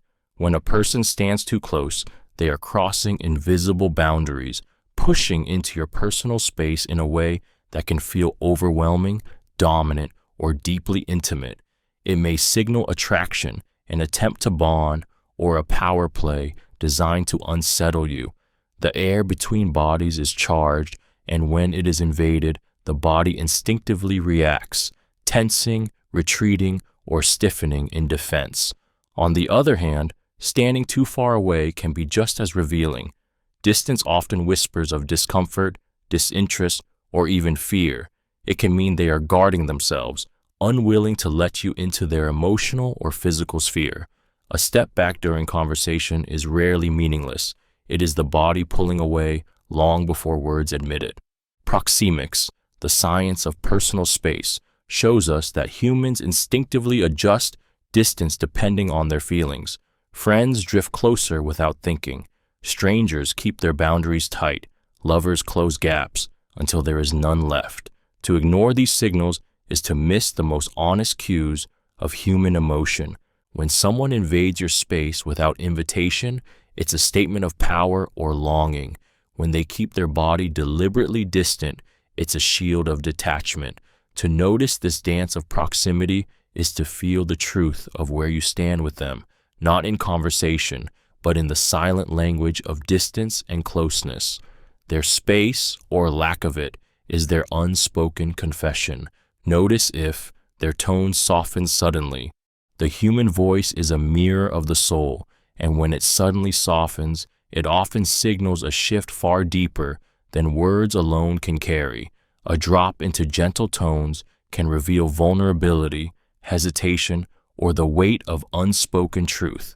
It is the sound of someone lowering their guard, even if only for a fleeting moment. In arguments, a softened tone often marks the instant when anger gives way to weariness, when the heart surrenders its fight because it can no longer bear the strain. A partner who was sharp moments before suddenly speaks softly, not because the conflict is resolved, but because exhaustion and emotion have cracked the armor. In that softness lies the raw plea, "Please hear me, please see me." In deception, a softened tone may serve a different purpose. A liar may lower their voice to appear sincere, to cloak falsehood in intimacy and warmth. Manipulators often weaponize softness, knowing that people instinctively lean in when voices grow quiet, mistaking the lowered tone for authenticity. Yet there is also tenderness in a softened voice. Parents use it when soothing their children, lovers when confessing their deepest feelings. It signals safety, closeness, and trust. When someone's tone suddenly softens in conversation, it often means you have touched a nerve, their guard slipping, their emotions surging too strong to be hidden behind normal speech.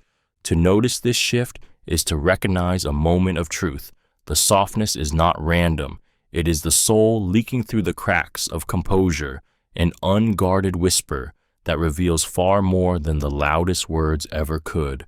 Listen for over-detailed answers. When someone gives an answer that is overflowing with unnecessary details, it often reveals more about what they are hiding than what they are saying. Over-detailed answers are the mind's way of compensating, of building a wall of words to distract from the shaky foundation beneath. Instead of offering a simple, direct response, the speaker floods you with irrelevant information, hoping that excess detail will make their story sound more convincing. This behavior is common when people feel insecure about being believed.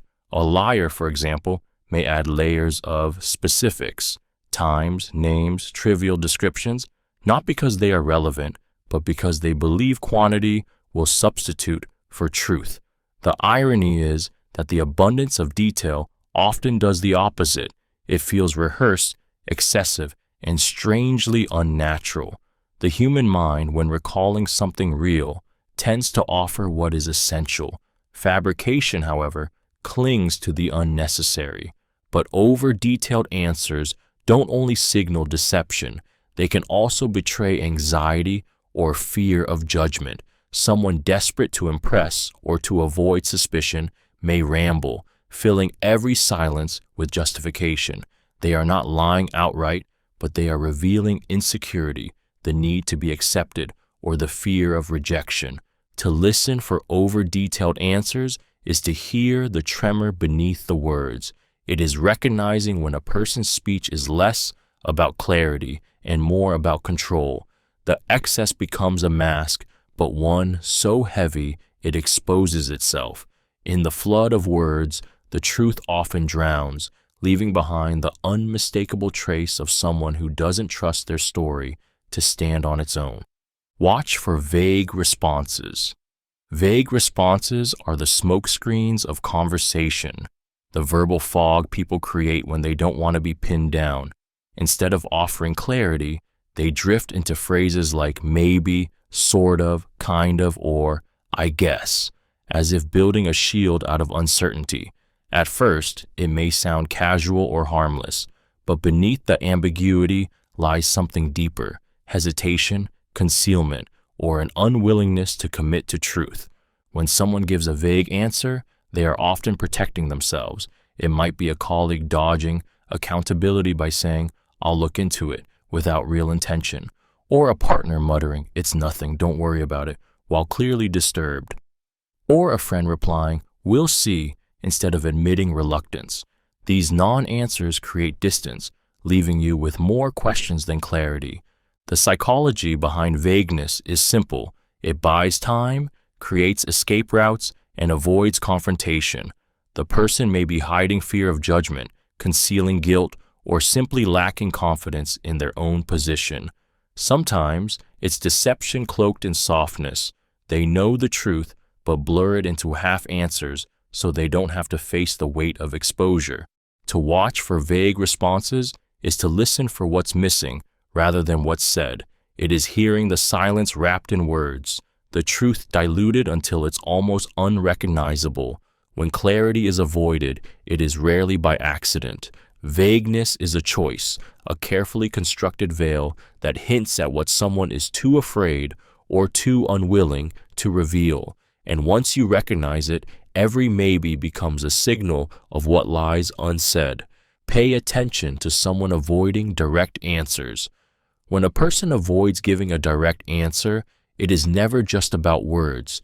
It is a glimpse into the battle raging within them. Clear, confident responses flow easily when someone has nothing to hide, but when the truth feels dangerous, uncomfortable, or too raw, the voice stumbles into detours. They may change the subject, cloak their reply in vagueness, or lace their words with unnecessary details, all in a desperate attempt to steer you away from the core of the question. This avoidance is often a shield, born from fear of judgment, fear of exposure, or fear of consequence. A partner asked a simple question may dance around it not because they lack an answer, but because the answer could fracture the fragile peace between you. An employee confronted about a mistake might weave circles of explanation, each word a brick in the wall they're building to protect themselves. A liar under pressure may dodge directness altogether, hoping confusion will be mistaken for truth. But even beyond lies, avoidance often reveals pain. Sometimes people are not ready to speak, not ready to rip open wounds still healing. Their silence or redirection is a survival mechanism, a way of holding themselves together. And yet, that avoidance itself becomes the answer. The absence of clarity speaks volumes about what they are hiding. To pay attention to someone avoiding direct answers is to catch the whispers between the words, the shadows where the truth hides. It is in the silence, the circling, the hesitation that you discover the story they cannot yet bear to tell. Notice when someone repeats the question. When someone repeats the question you've just asked, it is rarely a sign of misunderstanding. It is a stall, a moment of buying time while their mind scrambles for control. This small but telling behavior often reveals inner conflict, hesitation, or even deceit. The The echo of your words is their shield, a tactic to delay while their brain races for the right response. In moments of truth, repeating the question can betray fear of being caught. When you ask, "Where were you last night?" and the reply begins with, "Where was I last night?" it is not memory they are searching for. It is a believable story. Their subconscious is reaching for a pause button, hoping the repetition will grant them precious seconds to weave their answer. But it isn't always tied to lies. Sometimes, repetition is a defense against vulnerability.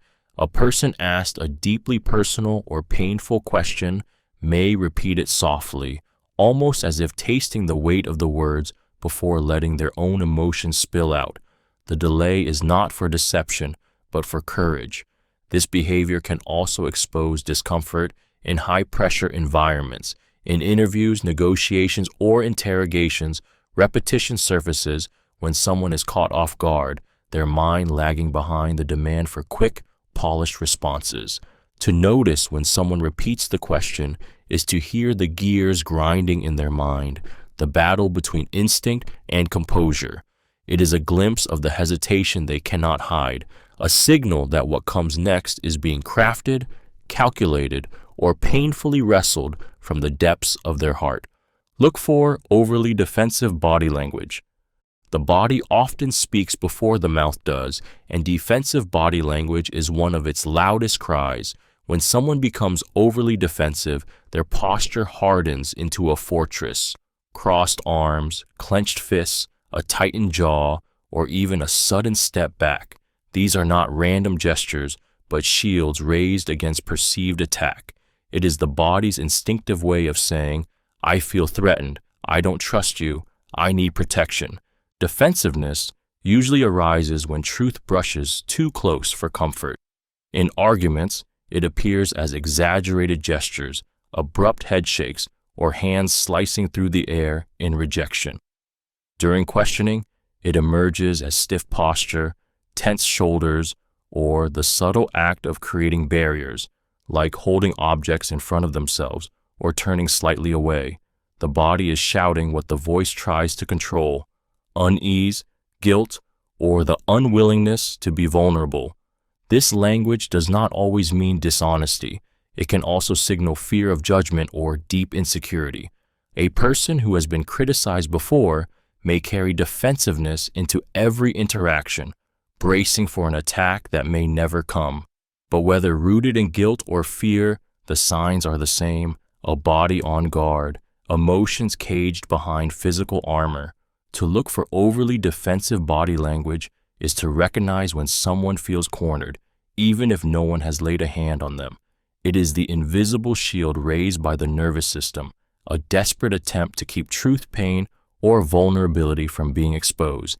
In that rigidity, you glimpse not confidence, but fragility, trembling beneath the surface. Observe if palms are open. When speaking, open palms are one of the oldest and most powerful signals of honesty in human communication. Long before words shaped our interactions, body language spoke for us, and the gesture of showing empty hands told others, "I am not a threat." Even today, when someone speaks with palms exposed, whether facing upward, outward, or slightly open, it often carries an unconscious message of trust, sincerity, and transparency. Psychologists note that open palms trigger a sense of safety in the observer. When a person gestures this way, they are symbolically revealing vulnerability, exposing a part of themselves rather than concealing it. In conversations, this can be profoundly disarming. A leader addressing a group with open palms instantly appears more credible. A friend confessing something with their hands exposed feels easier to believe. Even in negotiations, this gesture can lower defenses, softening resistance without a single persuasive word. But the absence of open palms tells a different story. When hands remain hidden, stuffed in pockets, clenched or tucked away, it can suggest secrecy, guardedness, or even deception. Humans instinctively sense this, often feeling uneasy around someone who never reveals their hands. To observe open palms while someone is speaking is to glimpse their willingness to connect without armor. It is vulnerability expressed through the body, a quiet plea to be trusted. And when you see it, you are not just hearing their words, you are feeling the unspoken truth beneath them, raw and uncloaked, carried in the simple honesty of an open hand. Notice hidden hands in pockets. When someone hides their hands in their pockets, it is rarely a meaningless gesture. Hands are extensions of our honesty. They emphasize our words, reveal our confidence, and display our openness. To conceal them is to conceal a part of the self, a subconscious act that whispers of insecurity, discomfort, or even deceit. It is the body's way of retreating, of taking energy inward rather than offering it outward. Hidden hands often surface when a person feels vulnerable or exposed. In moments of nervousness, slipping the hands into pockets provides comfort, a self-soothing anchor against the chaos inside. It can also be a sign of withdrawal, of disengagement, of someone silently pulling back from the conversation while trying not to show it outright. And at times, it carries the mark of defensiveness, the desire to shield oneself, to literally keep their cards hidden from view. Yet the meaning shifts with context. In casual, relaxed settings, hands in pockets may signal nonchalance or detachment, a way of saying, I don't care enough to be fully present. In tense or serious situations, however, the same gesture can feel heavier, as if the person is physically restraining themselves from expression, burying the truth they cannot afford to reveal. To notice hidden hands is to realize you are not being shown the full picture. It is a subtle act of concealment, a barrier between you and the raw honesty that open palms would bring. In those pockets lie the secrets of their unease, the unspoken confession of a mind that is not ready to be seen. Watch for sudden changes in posture. The body speaks louder than words, and one of its most striking revelations is a sudden shift in posture. When someone's stance changes abruptly, sitting up straighter, slouching down, crossing arms, or pulling away, it is rarely just about comfort. It is the body responding to an emotional jolt, a spike of fear, defensiveness, or hidden excitement. Posture is stability, and when it changes suddenly, it tells you that something within has shifted too. In conversation, a sudden lean forward can betray a surge of interest, attraction, or urgency. Just as quickly, a sharp lean back or the folding of arms can expose discomfort, disagreement, or the need to protect oneself. These changes often happen in direct response to a word, a question, or even a fleeting glance, making them invaluable cues for uncovering the truth beneath the surface. Our ancestors relied on posture as an instinctive survival signal. Straightening the spine was readiness for action.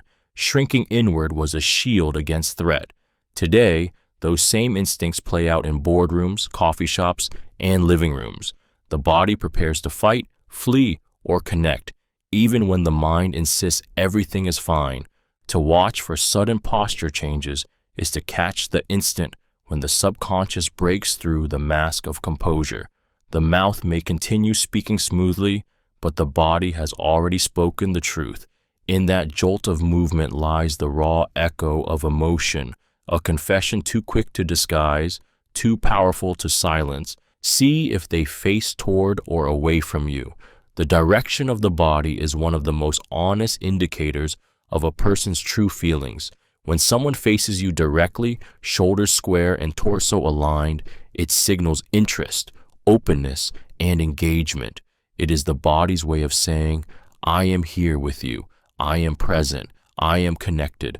But when they subtly turn away, angling their torso, shifting their legs, or pointing their feet elsewhere, it often reveals the desire to escape, to disengage, or to withhold.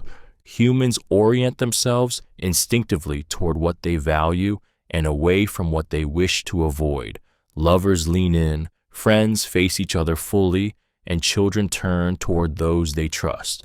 In contrast, When discomfort, boredom, or deceit sets in, the body begins to retreat even while the words remain polite. Someone may smile and nod while their chest points toward the door, or they may insist they're listening while their feet betray the urge to leave. This orientation also reveals subtle power dynamics. Turning slightly away can be a subconscious attempt to create distance or establish dominance, while fully facing someone can be a gesture of respect and connection. In intimate moments, alignment becomes magnetic, two bodies drawn into harmony without a word spoken. To see whether someone faces toward or away from you is to read the compass of their emotions. It is the body pointing to where their heart truly lies, often contradicting the story told by their lips. In every subtle shift, the truth leaks out: attraction or rejection, openness or resistance, connection or the desperate pull to be elsewhere. Notice when someone angles their torso toward an exit. The torso tells the truth, the face often hides. When a person angles their body toward an exit, it is a primal signal of disengagement, a physical pull toward escape before the mind has even admitted it. Unlike forced smiles or polite nods, this gesture is rarely intentional. It is instinctive, the body subtly aligning itself with the path of least resistance, ready to leave a conversation, a room, or even a relationship. This orientation reveals more than impatience. It exposes a conflict between presence and desire. The person may still be speaking with you, offering polite words, but their body has already checked out. They lean away, their torso shifts, and the line of their chest points not toward you, but toward freedom. It is the unspoken language of someone who feels trapped, uncomfortable, or simply uninterested. Psychologists refer to this as an exit cue. In social interactions, humans are constantly scanning for ways to reduce discomfort, and angling the torso toward a door or open space becomes a subconscious rehearsal for departure. You'll see it in the guest who wants to leave the party, the partner who has emotionally withdrawn in an argument, or the employee enduring a meeting they no longer care about. To notice this subtle shift is to hear the body whisper what the mouth refuses to say: "I don't want to be here." It is a gesture of quiet betrayal, where politeness loses its battle against instinct, and the body begins moving toward the truth long before the words ever catch up. Observe shifting weight from foot to foot. When someone shifts their weight from one foot to the other, it is the body's subtle cry of unease, a restless dance that betrays the mind's inability to settle. This constant adjustment of balance is rarely about comfort. It is an instinctive response to tension, uncertainty, or impatience. The body moves because the emotions inside are moving, spilling out through the feet in ways words cannot disguise. Shifting weight often appears when someone is nervous, caught between fight and flight. The subconscious readies the body for action, as though standing still is unbearable under the pressure of the moment. In conversations, this can reveal hidden discomfort, a topic that strikes too close to home, a question they would rather not answer, or a truth they are trying to suppress. The longer the shift continues, the clearer the signal. They are not at ease, no matter how calm their voice may sound. It can also be a sign of impatience, the body silently urging time forward. A person waiting for an escape, eager to leave, or secretly disinterested may betray themselves through this restless swaying, and in other moments, it signals inner conflict, caught between wanting to stay and needing to go, torn by emotions that refuse to settle. To observe shifting weight from foot to foot is to feel the storm brewing beneath their calm exterior.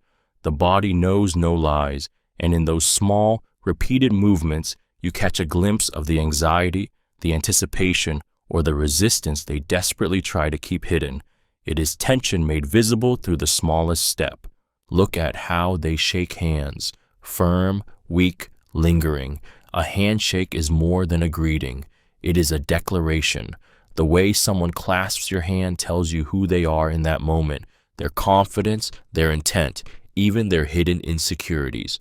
A firm grip radiates strength, determination, and control. It is the body's way of saying, I am here, I matter, take me seriously. People who shake hands firmly often project dominance or assurance, grounding themselves in the first physical connection. A weak handshake, on the other hand, speaks of hesitation or submission. The limp grasp leaves you with the haunting impression of uncertainty, as though the person fears being fully seen. Sometimes it reflects shyness, sometimes lack of confidence, and sometimes deliberate disinterest. It is a quiet retreat at the very moment contact should build trust. Then there is the lingering handshake, the one that holds on just a moment too long. This can be intimacy disguised as formality, an attempt to exert control, or even manipulation cloaked in warmth. The prolonged contact creates unease because it breaches the invisible line between connection and intrusion. It is the body saying, I want influence over you, or I am not ready to let go. A handshake is primal, a ritual older than words. It is the moment two nervous systems meet, testing one another for dominance, sincerity, or vulnerability. To look at how someone shakes your hand is to feel their unspoken story pressed into your palm, a story of confidence or fear, of sincerity or pretense, of power or submission that no smile can disguise. Notice when they pat your back. During handshake, a handshake is supposed to be a gesture of equality, two hands meeting in balance. But when someone adds a pat on your back during the handshake, it often changes the meaning entirely. That extra touch is rarely casual. It is layered with intention. For some, it's a sign of warmth, a way to amplify friendliness and show connection. For others, it is an assertion of dominance, a subtle attempt to establish control without saying a word. The back pat is intimate. It invades personal space and carries weight depending on the relationship. When a trusted friend or mentor does it, it can feel comforting, almost protective, as though saying, I've got you. But in professional or competitive settings, it often comes across as patronizing. It is the nonverbal equivalent of placing oneself above you, a quiet reminder of power. This gesture appears often in politics and business, where leaders use it to project authority while disguising it as camaraderie. It says, I'm in charge here, cloaked in the guise of friendliness. Pay attention to who uses it. Do they pat everyone, or just those they want to put in their place? Do they pair it with a firm handshake, a prolonged grip, or eye contact that feels more like inspection than connection? To notice when someone pats your back during a handshake is to catch the hidden script behind their touch. Is it comfort? Is it dominance? Or is it manipulation?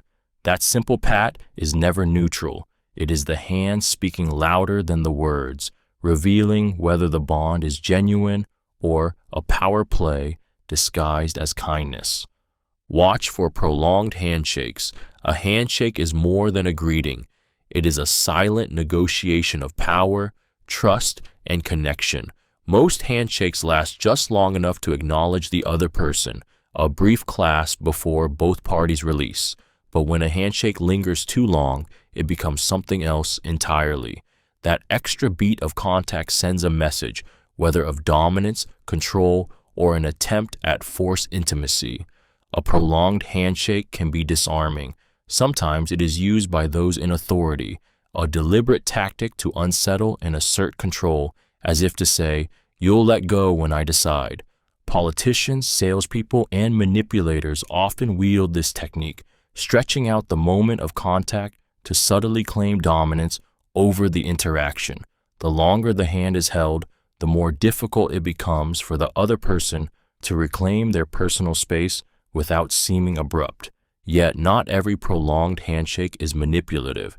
In moments of genuine emotion, reunion, gratitude, or grief, the lingering clasp of hands becomes an anchor, a desperate attempt to hold connection a moment longer. It is the friend who doesn't want to let go, the partner clinging to unspoken words, the grieving relative pressing their presence into your palm. The key lies in the energy of the touch. Is the grip warm and steady or tight and suffocating? Is it an embrace of comfort or a trap of control? To watch for prolonged handshakes is to feel the hidden intentions coursing through the skin-to-skin contact. Sometimes it is love, sometimes it is power, but it is never just a handshake. Pay attention to head nodding while disagreeing. The head nod is one of the most universally recognized signs of agreement, but when someone nods while their words or emotions signal disagreement, it becomes a chilling contradiction. This subtle mismatch between body and voice is the subconscious betraying the conscious, a quiet leakage of truth that slips through even the most carefully constructed facade. They may say yes, but their body whispers no. This phenomenon often arises when a person feels pressured to conform or fears the consequences of honesty. They nod to appease, to smooth the conversation, to avoid conflict, yet deep inside, they resist. You'll see it in the employee who nods at their boss while secretly hating the idea, in the partner who nods during a discussion but feels unheard, in the friend who nods politely while swallowing frustration. The head moves in rhythm with expectation while the heart beats in opposition. Sometimes this contradiction reveals internal conflict rather than outright deceit. A person may want to agree, to please, to say yes, but another part of them screams against it. The nod is the desperate attempt to bridge that divide, a gesture of compliance masking the reality of resistance.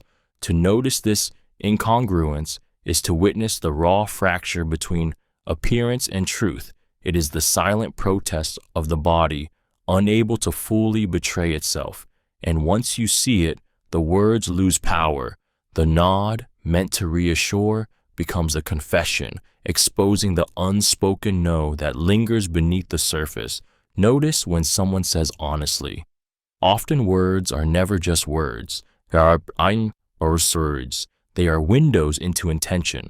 When someone peppers their speech with honestly, to tell you the truth or believe me, it is rarely just habit. More often, it is a subconscious admission that their words lack weight without reinforcement. Each honestly is a flare fired into the conversation, an attempt to distract you from the possibility that what follows might not be entirely pure. People reach for honestly when they feel their credibility is fragile. A liar may use it to coat their falsehood in sincerity, desperately trying to drag your trust along with their story. The irony is cruel. The more they insist on their honesty, the less authentic they sound. It is as if their own conscience whispers, "They won't believe me unless I insist."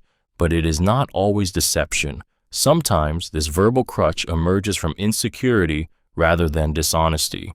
A person who feels unheard or undervalued may punctuate their thoughts with honestly as a plea for attention, begging you to see their words as real, to finally take them seriously. In moments of vulnerability, it can even signal a trembling heart trying to summon courage for truth too difficult to speak plainly. To notice this pattern is to hear the echo of doubt behind the voice. Each honestly is an unconscious crack in the facade, a sign that the speaker fears disbelief. Whether it stems from deceit or insecurity, it is a red flag, a reminder that the truth, if it exists, is fighting for its place beneath layers of performance. Watch if they constantly say to be honest. The phrase to be honest sounds harmless, even reassuring, but when someone uses it constantly, it often reveals the opposite of honesty. It signals doubt, insecurity, or the need to overcompensate. Every time those words leave their lips, it is as if they are admitting that what came before might not have been fully sincere. It draws attention to honesty because deep down, they fear you may question it. People lean on this phrase when they want to emphasize truth, but frequent repetition often exposes a crack in confidence. It's the mind's way of saying, "Believe me, please believe me," as if the words themselves can prop up shaky credibility. In deception, it can act as a filler, a verbal shield that makes the lie feel safer, cloaked in the illusion of transparency.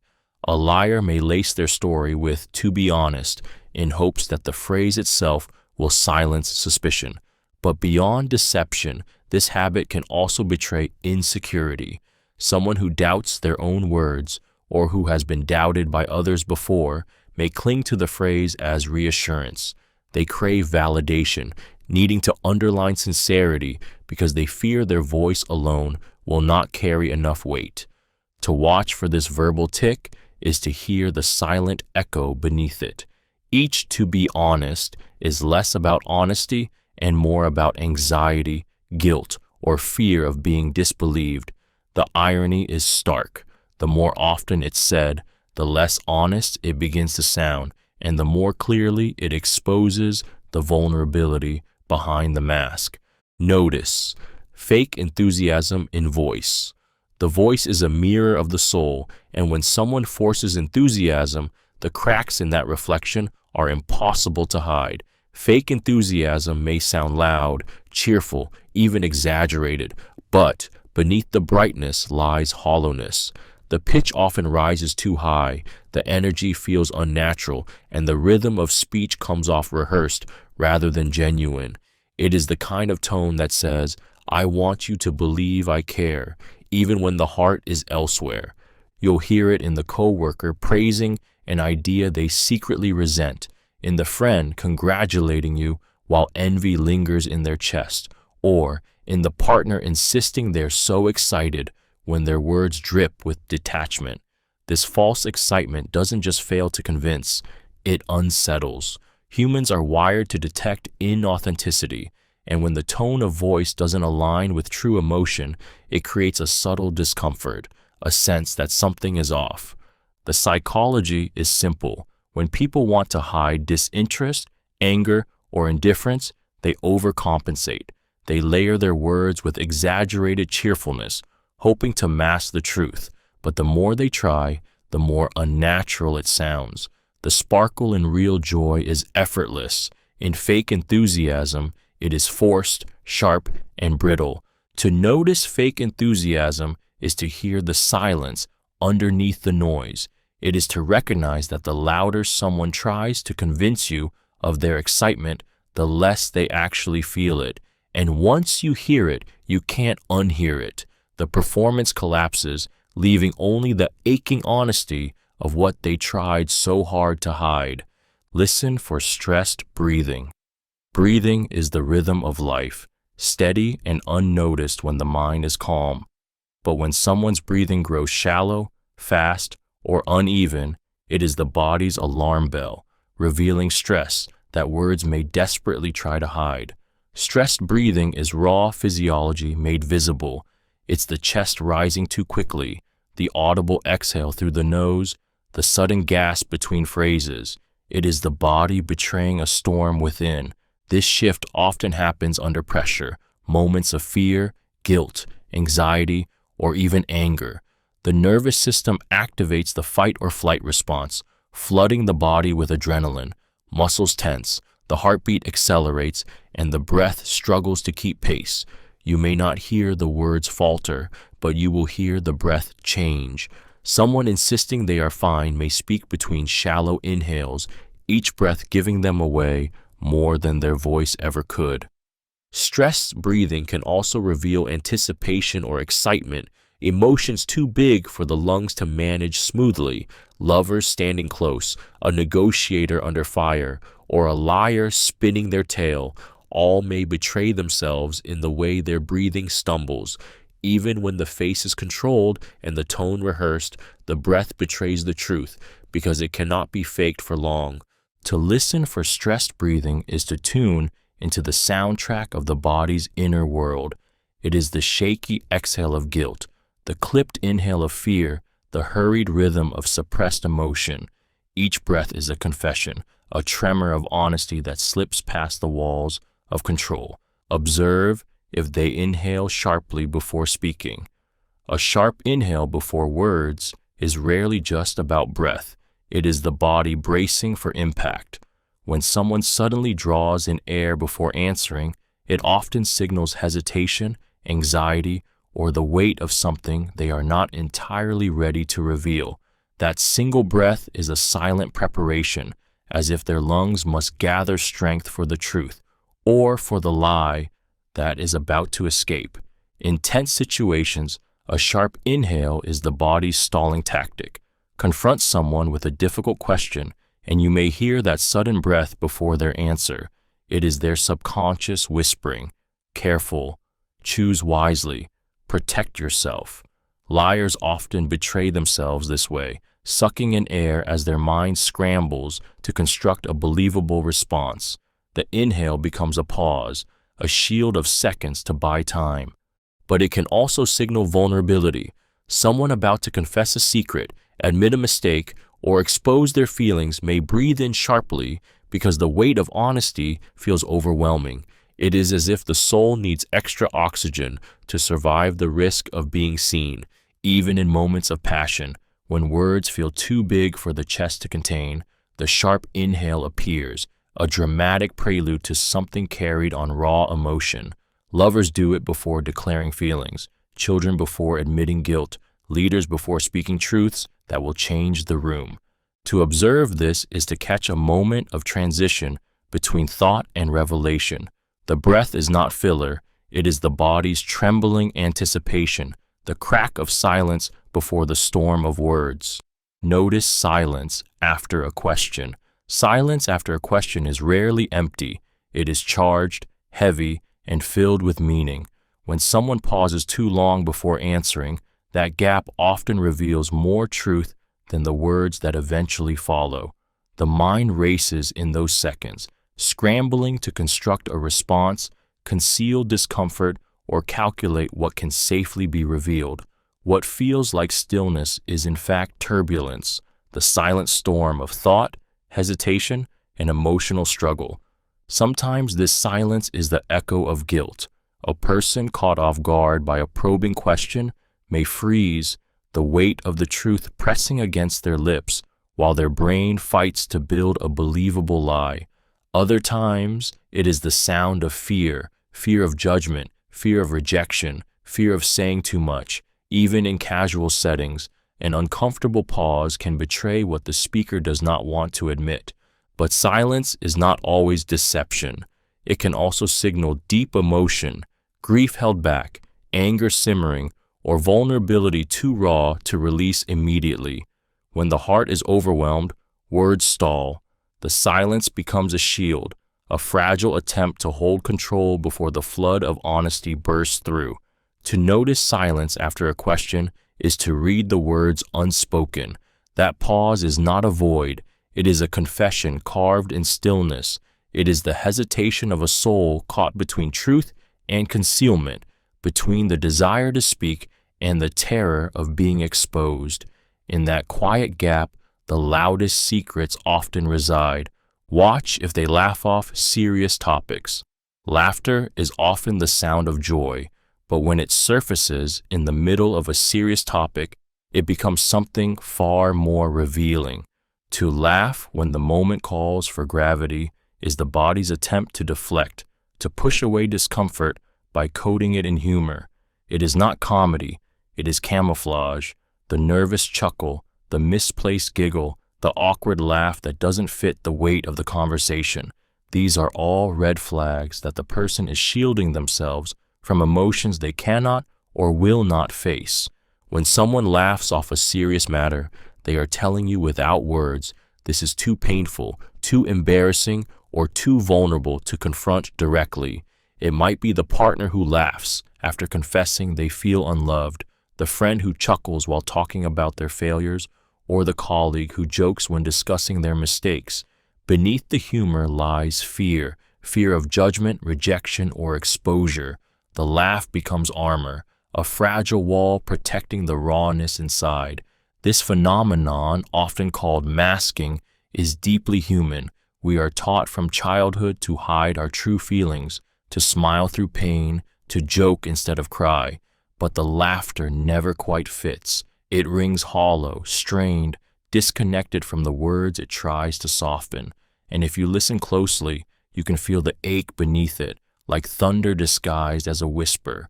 To watch for this is to see a person torn between wanting to reveal their truth and desperately trying to bury it.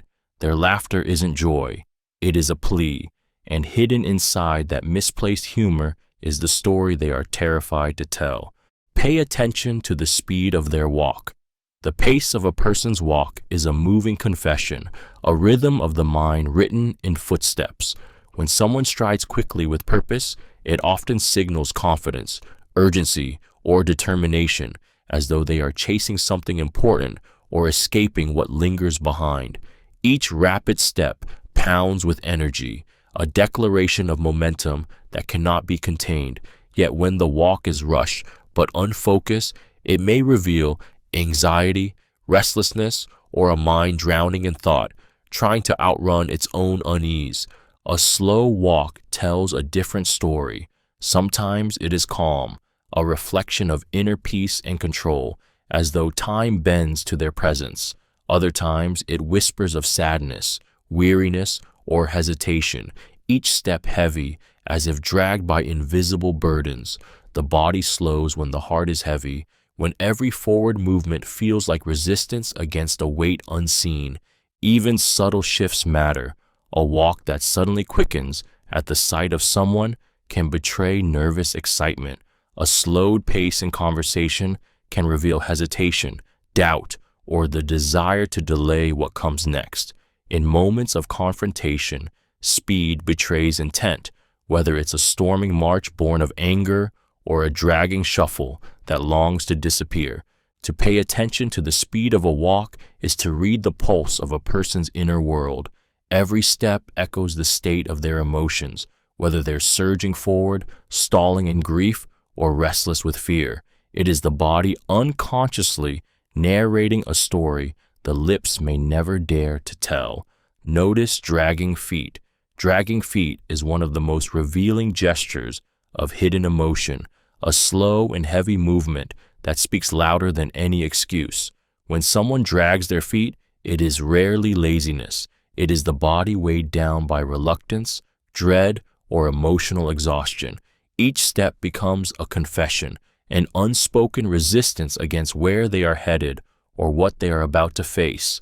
In daily life, dragging feet often betrays a lack of enthusiasm. A child told to clean their room shuffles across the floor, their body announcing their protest without a word. An employee walking into a meeting may drag their steps, the sound of soles against the floor echoing the thought, "I don't want to be here." Even in relationships, a partner moving sluggishly toward an interaction can signal disinterest, avoidance, or the quiet erosion of passion. On a deeper level, dragging feet reveals the weight of the mind pressing down on the body. Depression, anxiety, or overwhelming stress often manifest in the way a person moves. Their steps lose rhythm, energy drains away, and what should be effortless becomes labor. The body mirrors the heaviness of the soul, turning simple motion into a struggle. Yet sometimes, dragging feet is the signal of hesitation. Someone reluctant to leave, stalling for time, may slow their pace to hold on just a little longer.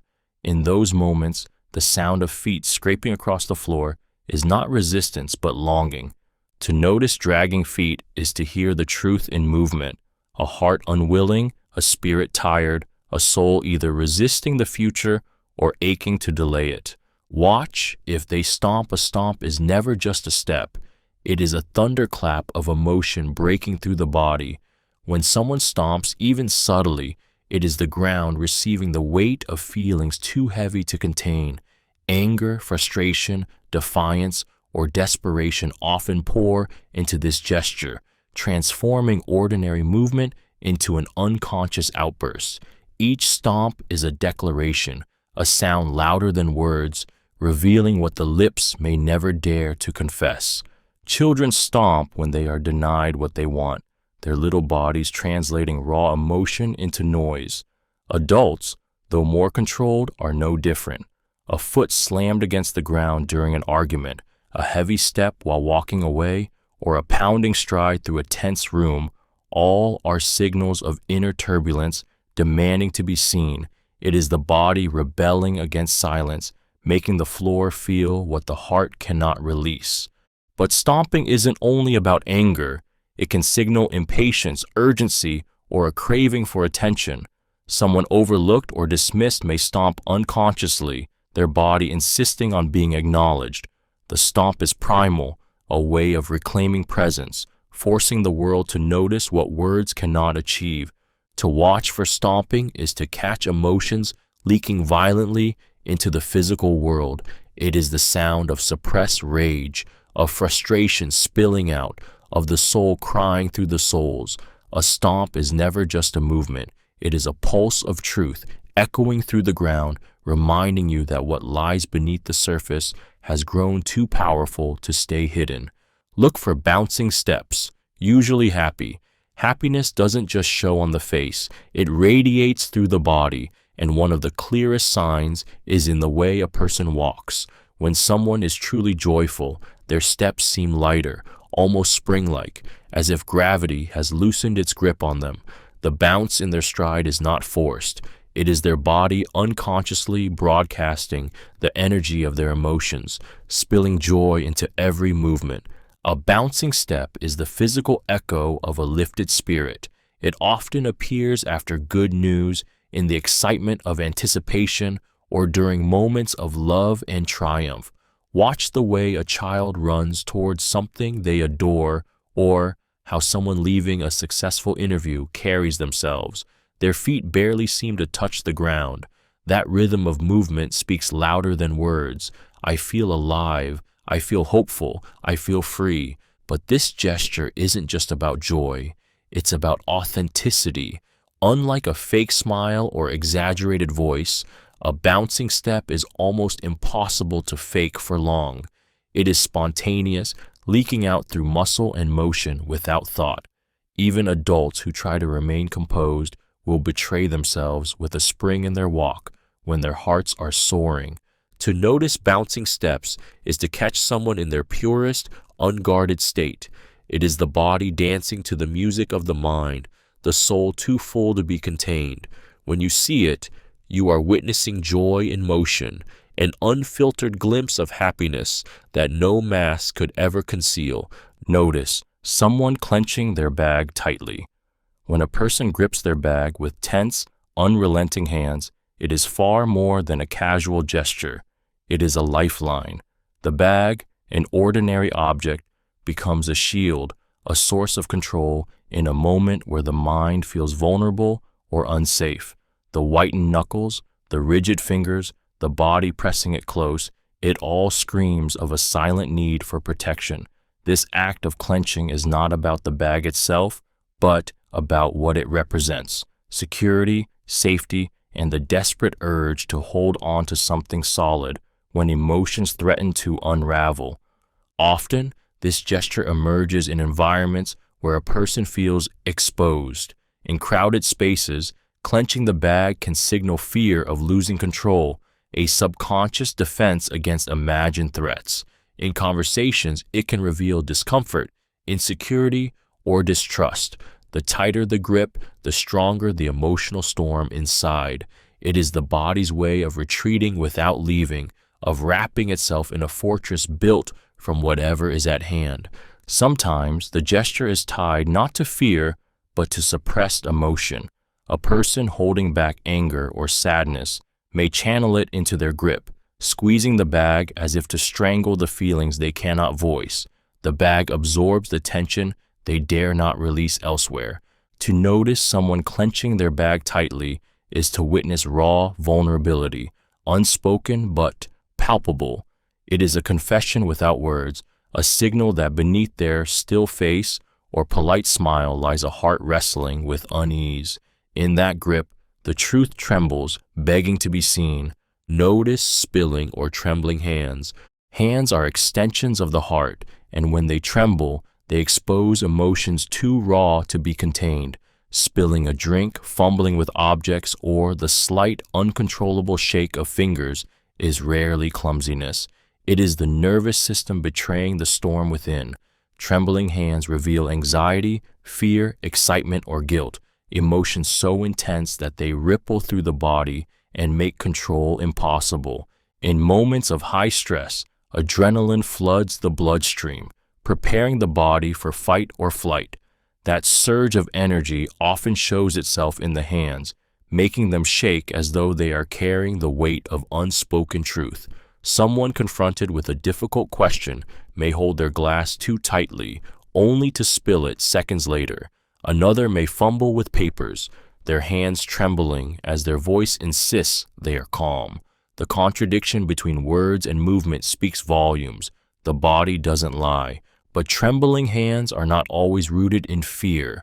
They can also reveal deep emotional intensity, like attraction so strong it rattles composure, or excitement that overwhelms steadiness. Lovers may notice it in each other's touch, the quiver of fingers betraying feelings too powerful to disguise. Spilling or shaking hands are confessions of vulnerability. They show that the person is living in a heightened state, their emotions leaking visibly into the physical world. To notice trembling hands is to see through the mask, to catch the soul shivering in the open. It is one of the body's most honest betrayals, fragile, human, and impossible to hide. Observe how they hold a glass or cup. The way someone grips a glass or cup may seem trivial, but it is a small stage where the subconscious performs. Every hand movement, every grip, every fidget carries meaning. When a person holds their drink tightly, knuckles whitening around the glass, it is rarely thirst they are battling. It is tension, insecurity, or a desperate need for control. The object becomes a shield, a physical anchor in a situation where emotions feel unsteady. A loose, relaxed grip, on the other hand, often reveals comfort and openness. The person at ease lets their cup dangle lightly between their fingers because they are not relying on it for safety. But when someone clutches their drink close to their chest, it becomes a barrier, an unconscious wall of protection. They may smile, nod, or even laugh, but the way they guard their glass tells you they are holding something back. Fidgeting with the rim, swirling liquid unnecessarily, or tapping the cup against the table are nervous leaks of energy, revealing agitation or distraction. At a party, the one who hides behind constant sips may not be thirsty. They are seeking refuge, using the glass as a social mask to avoid silence or vulnerability. In intimate settings, watch how someone passes a cup to their lips. A lingering pause before a sip can betray hesitation, a subconscious stall before they respond to a question that strikes too close to truth. To observe how someone holds a glass or cup is to read the story their hands are writing in plain sight. The drink is never just a drink. It is comfort, armor, or confession disguised as a simple gesture. See if they cover vulnerable areas. Neck, chest. When someone instinctively shields their neck or chest, they are exposing a truth their words may never admit. They feel unsafe, threatened, or emotionally exposed.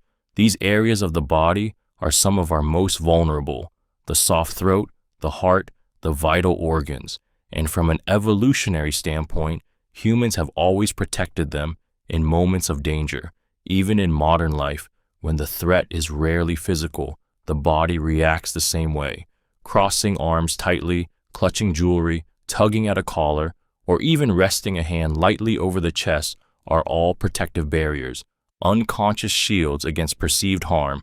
In conversation, this gesture often appears when a topic hits too close to home. Someone may insist they're comfortable, yet their hand instinctively rises to their throat, as though guarding the words from escaping or defending against your gaze. It can also reveal guilt, embarrassment, or shame, the physical manifestation of wanting to hide the most vulnerable parts of oneself. But there's another layer to it. Covering vulnerable areas can also signify modesty or insecurity in moments of intimacy. A person may expose their emotions but instinctively cover their chest, as if torn between wanting to connect and fearing the consequences of being seen too deeply. To see someone cover their neck or chest is to witness a primal confession. The body is whispering, I don't feel safe. I don't trust this moment. I'm protecting myself. And once you recognize it, you understand that the gesture isn't random. It is the silent language of survival, revealing the unspoken fear beneath the surface. Watch if they lean on objects for support. When someone leans on a table, a chair, or even a wall for support, it is often more than simple fatigue. It is a silent signal of inner strain. The body seeks stability when the mind feels unsteady, anchoring itself to the environment as if to borrow strength it cannot summon alone. That slight sag of the shoulders, the hand pressing firmly against a surface, the subtle shift of weight onto an object, all betray a vulnerability that words are unlikely to reveal. Leaning for support can mean physical exhaustion, but more often it reflects emotional weight. Stress, sadness, or anxiety can drain a person until standing tall feels unbearable. Their body instinctively offloads the burden, propping itself up on anything nearby, as though the ground beneath them is no longer enough. In tense conversations, this gesture can reveal defeat or resignation, the posture of someone bracing themselves for impact, clinging to whatever stability they can find. At times, it signals uncertainty. A person unsure of themselves may lean to appear casual, but the truth leaks through. Their body is searching for comfort, for something solid to quiet the storm inside. In contrast, those who feel powerful rarely lean. They stand firm, claiming their space with ease. To watch someone lean on objects for support is to see their hidden fragility. It is the body whispering, I can't carry this alone. In that gesture, fleeting and often overlooked, lies the raw admission of struggle, an unspoken plea for grounding in a world that suddenly feels too heavy to bear. Notice if they hide behind objects. When someone hides behind objects, clutching a bag to their chest, placing a coffee cup between you, or subtly positioning themselves behind a chair or desk, it is rarely by accident. This act is the body's instinctive creation of a barrier, a shield meant to protect against discomfort, vulnerability, or perceived threat. What looks like a casual gesture is in truth a subconscious cry. I need distance. I need safety. In social situations, this often appears when someone feels insecure.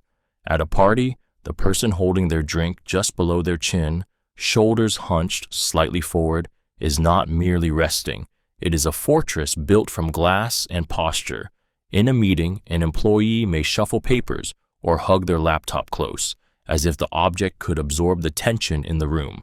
Even lovers, when emotionally withdrawing, might grip a pillow or fold their arms tightly around something, choosing the object over open connection.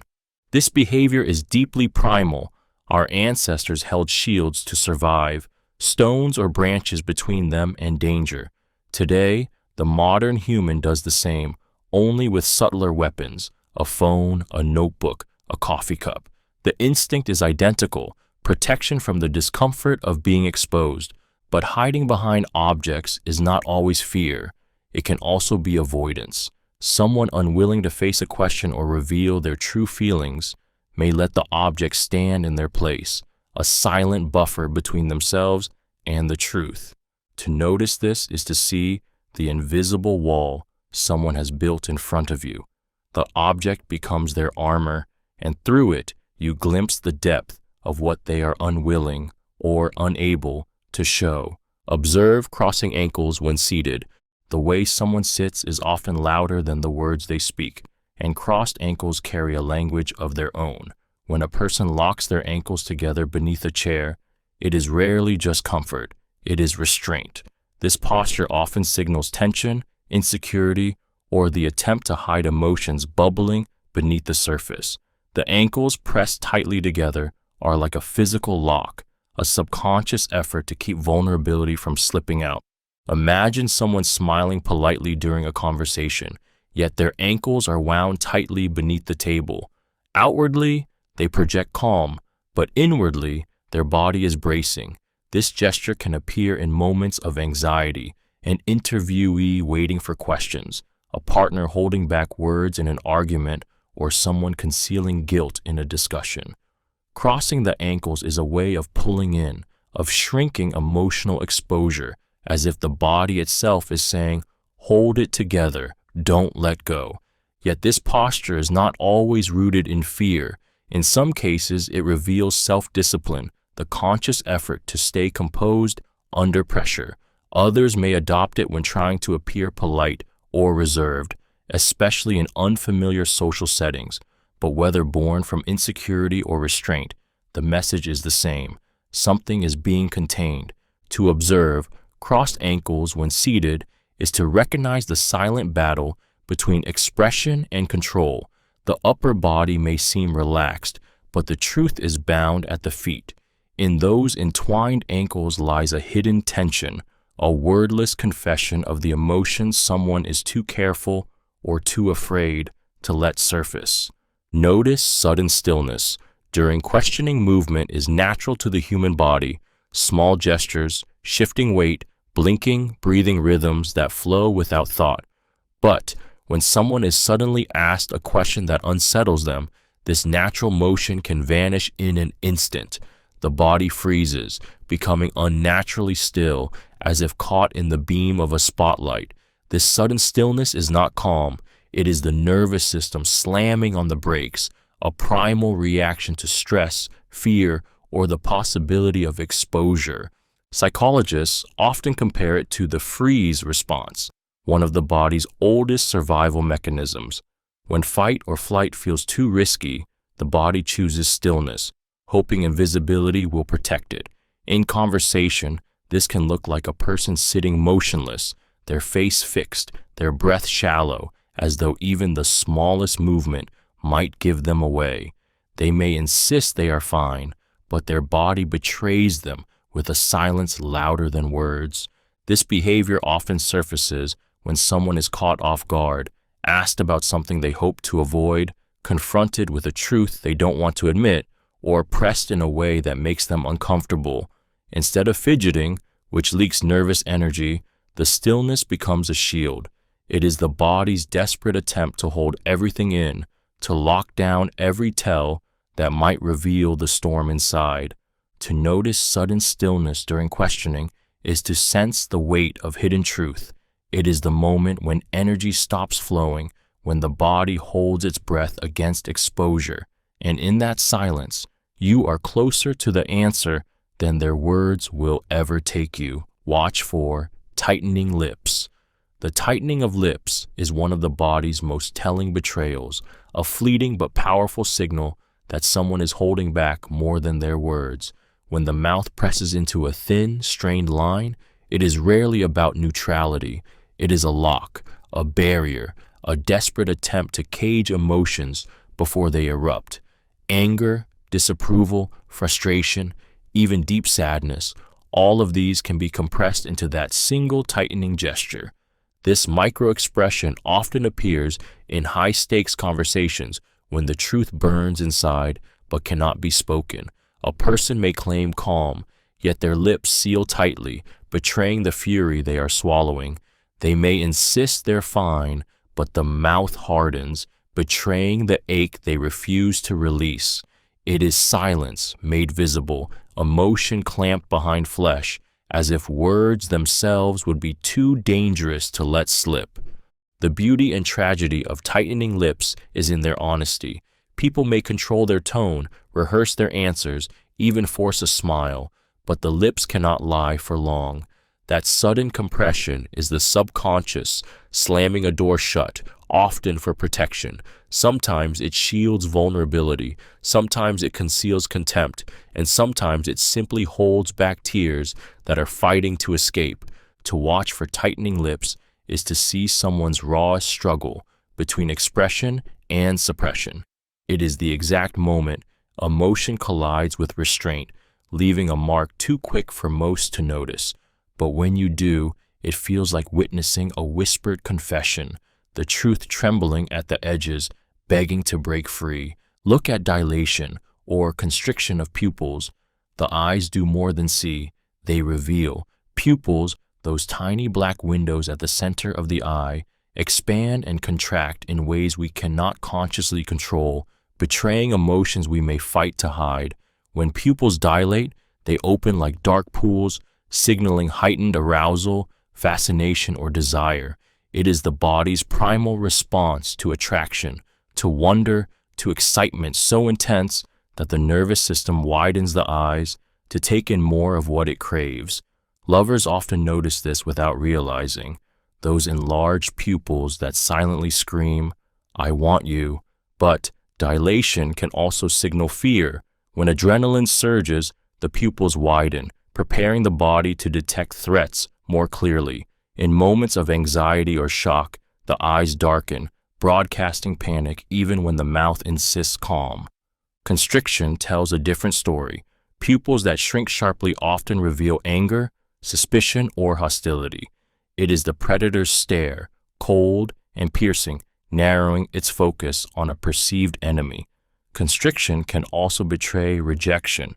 When someone recoils emotionally, the eyes harden, shutting out light, warmth, and closeness. Because pupils cannot be faked, they are among the most honest indicators of truth.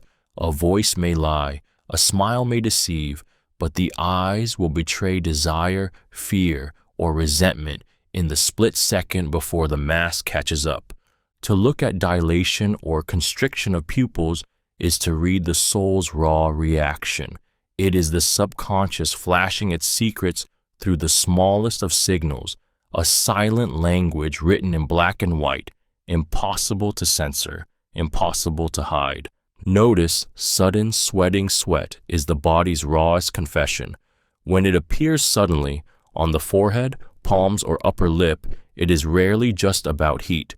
Sudden sweating is the nervous system sounding an alarm, the body's instinctive reaction to stress, fear, or guilt.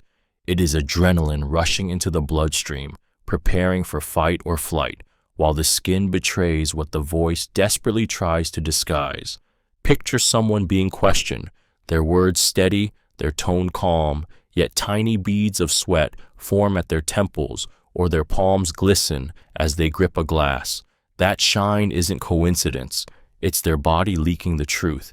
The sympathetic nervous system has been triggered, and no matter how carefully they control their face or voice, the sweat slips through, whispering what they want hidden.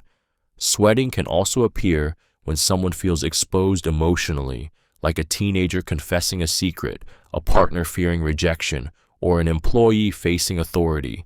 It is the body screaming, "I am vulnerable," in a way no words can capture.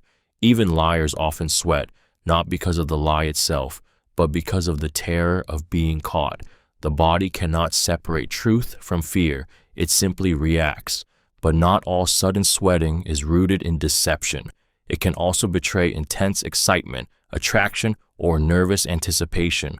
A first date, a job interview, a risky confession, all can trigger the same reaction. To notice sudden sweating is to glimpse the storm boiling beneath the skin. It is the body's unfiltered signal of inner chaos, the sheen of truth breaking free when control has already begun to slip away. Observe someone finishing your sentences. When someone begins finishing your sentences, it is never just about words. It is about power, connection, or impatience. On the surface, it can feel flattering, as if the other person knows you so well that they can anticipate your thoughts. In moments of deep connection, lovers, close friends, and longtime partners often fall into this rhythm, their minds so entwined that they seem to share the same script. Here, finishing your sentence is intimacy made visible, the body and mind declaring, "I understand you." But in other contexts, it reveals something darker. When a colleague cuts you off to finish your thought, it may be less about closeness and more about dominance, a way of stealing control of the conversation. The act becomes less an echo of connection and more an interruption, signaling impatience or the belief that their voice carries more weight than yours. What feels like partnership in one setting can feel like suffocation in another. This behavior can also betray anxiety. A person desperate to fill silence or prove they're in sync might rush to complete your words, not realizing that in doing so, they expose their nervous need for validation. The silence between your words feels unbearable to them, so they leap in, grasping for control of the dialogue. To observe someone finishing your sentences is to see their unspoken motives laid bare. Are they weaving themselves into your rhythm out of closeness, cutting you down to assert control, or scrambling to ease their own tension? Each completion is a window, not into your thoughts, but into theirs. Notice interruption patterns. The way someone interrupts reveals far more than impatience. It is a window into their urgency, dominance, and emotional state. An interruption is not just a break in words, it is the body's demand to be heard, an eruption of thought or feeling that refuses to wait. Some interruptions are sharp, slicing into conversation like a weapon. Others are softer, laced with eagerness, an overflow of enthusiasm that spills out before restraint can catch it. Each kind tells a different story, and once you begin to notice the pattern, you see the unspoken truth behind their voice. Frequent, aggressive interruptions often signal control or dominance. The person is not just speaking, they are claiming space, asserting superiority, and bending the rhythm of conversation to their will. Beneath that force may lie arrogance, frustration, or insecurity disguised as authority. By contrast, interruptions filled with overlapping words and laughter usually reveal excitement, a deep desire to connect and share the moment. They don't want to silence you, they want to join you. But there is a darker layer, someone who interrupts strategically, waiting for the perfect moment to steer the conversation, may be hiding manipulation. They shape narratives by cutting you off at your most vulnerable points, shifting the energy in ways that serve their hidden agenda. To notice interruption patterns is to hear the heartbeat behind the dialogue.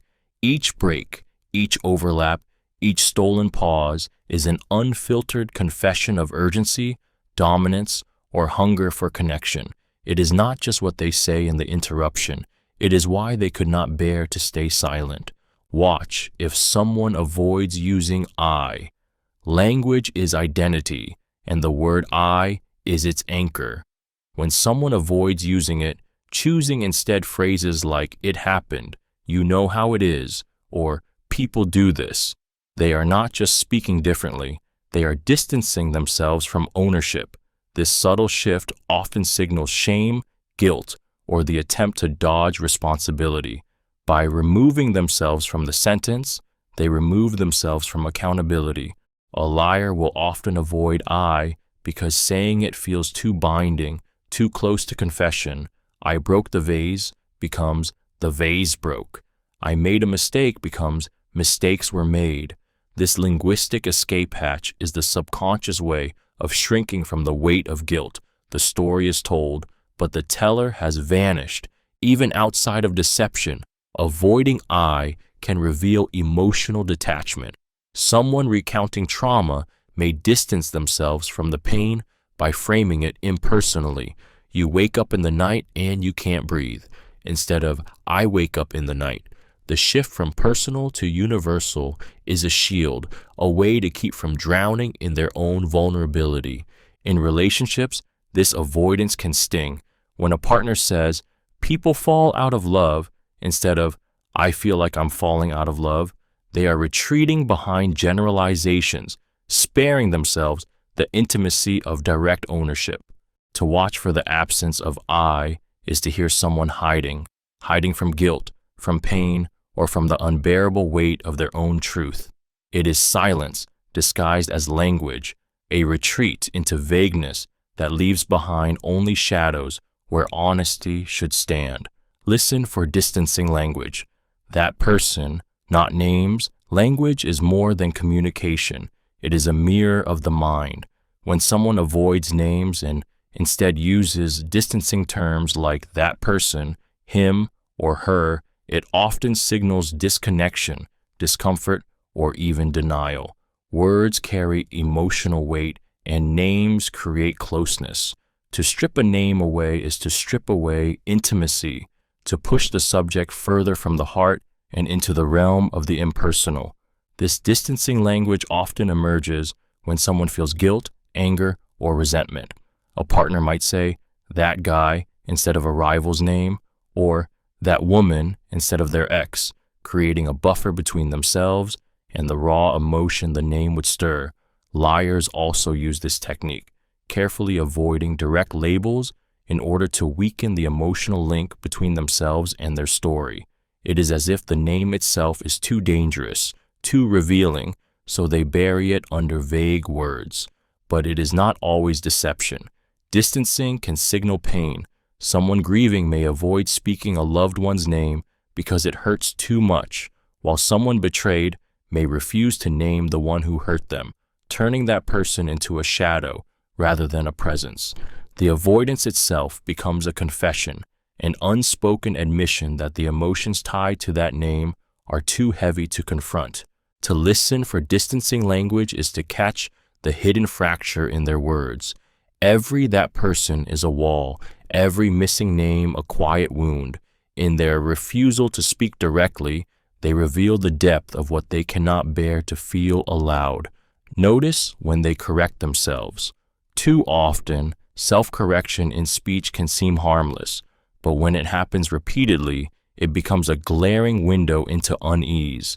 A person who constantly backtracks, rephrases, or adjusts their words is revealing an internal struggle, anxiety about being judged, fear of slipping up, or guilt over hiding the truth. Every correction is a signal that what they first said either felt too risky, too revealing, or not carefully controlled enough to stand unaltered. When someone is confident, their words flow smoothly, carrying conviction even if imperfect. But when a person stumbles over their own narrative, you can feel the tension between honesty and control. They may start with one version of events, then quickly retreat, editing themselves mid-sentence, as if trying to erase footprints they regret leaving behind. That jittery reshaping of language doesn't just sound awkward, it feels heavy, as if the truth is a fragile thing they're desperately trying to protect. Overcorrection is also common in those who fear disapproval. Insecure speakers will twist their phrasing again and again, chasing an imagined perfect version that never comes. This reveals vulnerability, an exposed need to be accepted and understood, even if it means stripping away authenticity. To notice when someone corrects themselves too often is to recognize the war between their inner voice and the face they want to present to the world. Their words may be polished on the outside, but the cracks show in the constant revisions. Each correction is not just a change of language, it is the echo of conflict, the sound of a mind trying and failing to hide its truth. Observe over-explaining. When someone begins to over-explain, drowning a simple answer in a flood of unnecessary detail, it is rarely about clarity. It is about concealment. Over-explaining is often the subconscious scrambling to cover tracks, to fill silence with so many words that the truth gets buried beneath them. Instead of a direct yes or no, you hear a labyrinth of context, excuses, and justifications. It is the sound of the mind working overtime to convince because deep down it fears it will not be believed. This behavior often appears when a person feels cornered or exposed. A liar may lace their response with excess detail, hoping that an avalanche of words will distract from the hollowness of their story. Someone ashamed or guilty may over-explain to soothe themselves, as if speaking more could wash away the weight of what they're hiding. And even the anxious, who long to be understood, may unravel into over-explaining, not because they are lying, but because they fear silence will be mistaken for guilt. What makes over-explaining so revealing is its energy. The words tumble too quickly, the explanations stretch too far, the voice tightens with urgency. It is as though the person is building a wall of language, brick by brick, to keep you from peering into the raw truth on the other side. To observe over-explaining is to recognize desperation masquerading as clarity. It is the body's confession that something beneath the surface is unresolved, something too heavy to be carried by silence. In every extra word, you hear the echo of what they are trying hardest to hide. Look for contradictions in body language and words. Words are crafted, rehearsed, and polished, but the body rarely lies. When someone's words tell one story while their body tells another, the contradiction is a red flag, a silent alarm that truth and performance are colliding. It is the smile paired with tense shoulders, the declaration of confidence uttered while hands tremble, the yes spoken even as the head shakes no. These mismatches are the cracks where hidden emotions bleed through. Contradictions between language and movement reveal inner conflict. A person may insist they are calm, yet their foot bounces with nervous energy. They may swear they are telling the truth, but their arms fold tightly across their chests, shielding themselves as though bracing for exposure. The dissonance between the verbal and the physical is often subconscious. It is not the lie they prepared, but the truth their body cannot suppress. Sometimes these contradictions are subtle, lips pressed into a thin line while speaking words of agreement, or eyes darting away while professing honesty. Other times, they are glaringly obvious, such as someone declaring affection while leaning their torso away in quiet withdrawal. The human brain is wired to sense these inconsistencies, which is why such behavior leaves us unsettled. We instinctively know something doesn't add up. To look for contradictions in body language and words is to listen to both channels of communication at once, the deliberate and the instinctive. Where they clash lies the truth. The body whispers what the mouth dares not admit, creating a dissonance that, once noticed, is impossible to ignore. It is in those contradictions that the hidden story finally reveals itself. Notice if someone's stories don't match timelines. Time is the skeleton of truth, and when someone's stories don't align with timelines, the cracks in their honesty begin to show. A genuine memory flows with a natural rhythm. Events connect, details make sense, and time frames remain consistent. But when a person bends the truth, the weight of fabrication often collides with the structure of reality. Their story may sound polished, but the timelines betray them. A meeting that supposedly happened last week becomes a few days ago. An event that should have taken hours shrinks into minutes. The more you listen, the more their puzzle refuses to fit. This inconsistency often arises from the mental strain of deception. The mind must not only invent details, but also anchor them to believable moments in time. Under stress, those anchors slip. A liar may unconsciously contradict themselves, placing the same event on 2 different days, or rearranging sequences that should naturally flow. Each slip is a fracture, revealing the burden of sustaining a falsehood. But broken timelines don't only expose lies, they also uncover avoidance. Someone hiding guilt or trauma may blur time on purpose, speaking vaguely to distance themselves from the emotional impact. They may overcompensate with confusing explanations, thinking that muddling the sequence will make questions fade. Yet in reality, the distortions make the silence louder. To notice mismatched timelines is to catch the truth unraveling beneath the story. It is the hidden weight of deception or pain bending the shape of time itself. And once you see it, the story never sounds the same again. You hear the fractures beating through every word.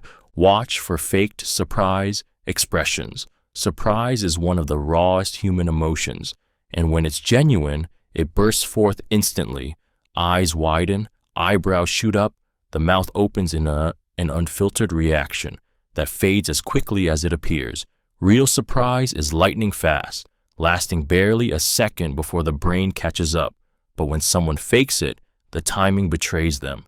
The expression lingers too long, appears a beat too late, or feels exaggerated, like a performance rather than a reflex. You'll see it in the coworker pretending to be shocked by news they already knew, or the partner who draws out their wide-eyed look just a little too long when caught in a lie. The eyebrows may arch unnaturally high, the mouth may gape wider than necessary, but the spark of authenticity, the sharp fleeting burst, is missing. Instead, you're left with a mass stretched across the face, a poor imitation of what should have been instinctive. Why does this happen? Because the body cannot fake what it doesn't feel. Genuine surprise comes from the amygdala, firing before the conscious mind has a chance to interfere. But when someone tries to simulate that response, the conscious brain takes over, choreographing the movements with awkward precision. It looks like surprise, but it doesn't feel like it. To watch for fake surprise is to catch a person slipping in their performance. It is the moment where sincerity collapses and intention reveals itself. Behind that stretched expression lies the truth they hope to bury. Proof that not every wide-eyed reaction is a window into shock, but sometimes a shield for deception. Pay attention to sighs after certain questions. A sigh may seem small, almost forgettable, but when it escapes after a pointed question, it carries the weight of truth too heavy for words. That deep exhale, the slow release of air, is not just about breathing. It is the body's way of lowering a shield, if only for a second. In that sound, you can hear resignation, frustration, guilt, or even sorrow. It is a leak from the subconscious, a confession disguised as air. When someone sighs right after a question, it often signals that the answer they want to give is not the one they can. The pause, the breath, the heaviness, it all betrays inner conflict. A partner asks if something is wrong, may sigh before insisting, "I'm fine." An employee question about a mistake may exhale deeply before spinning reassurance.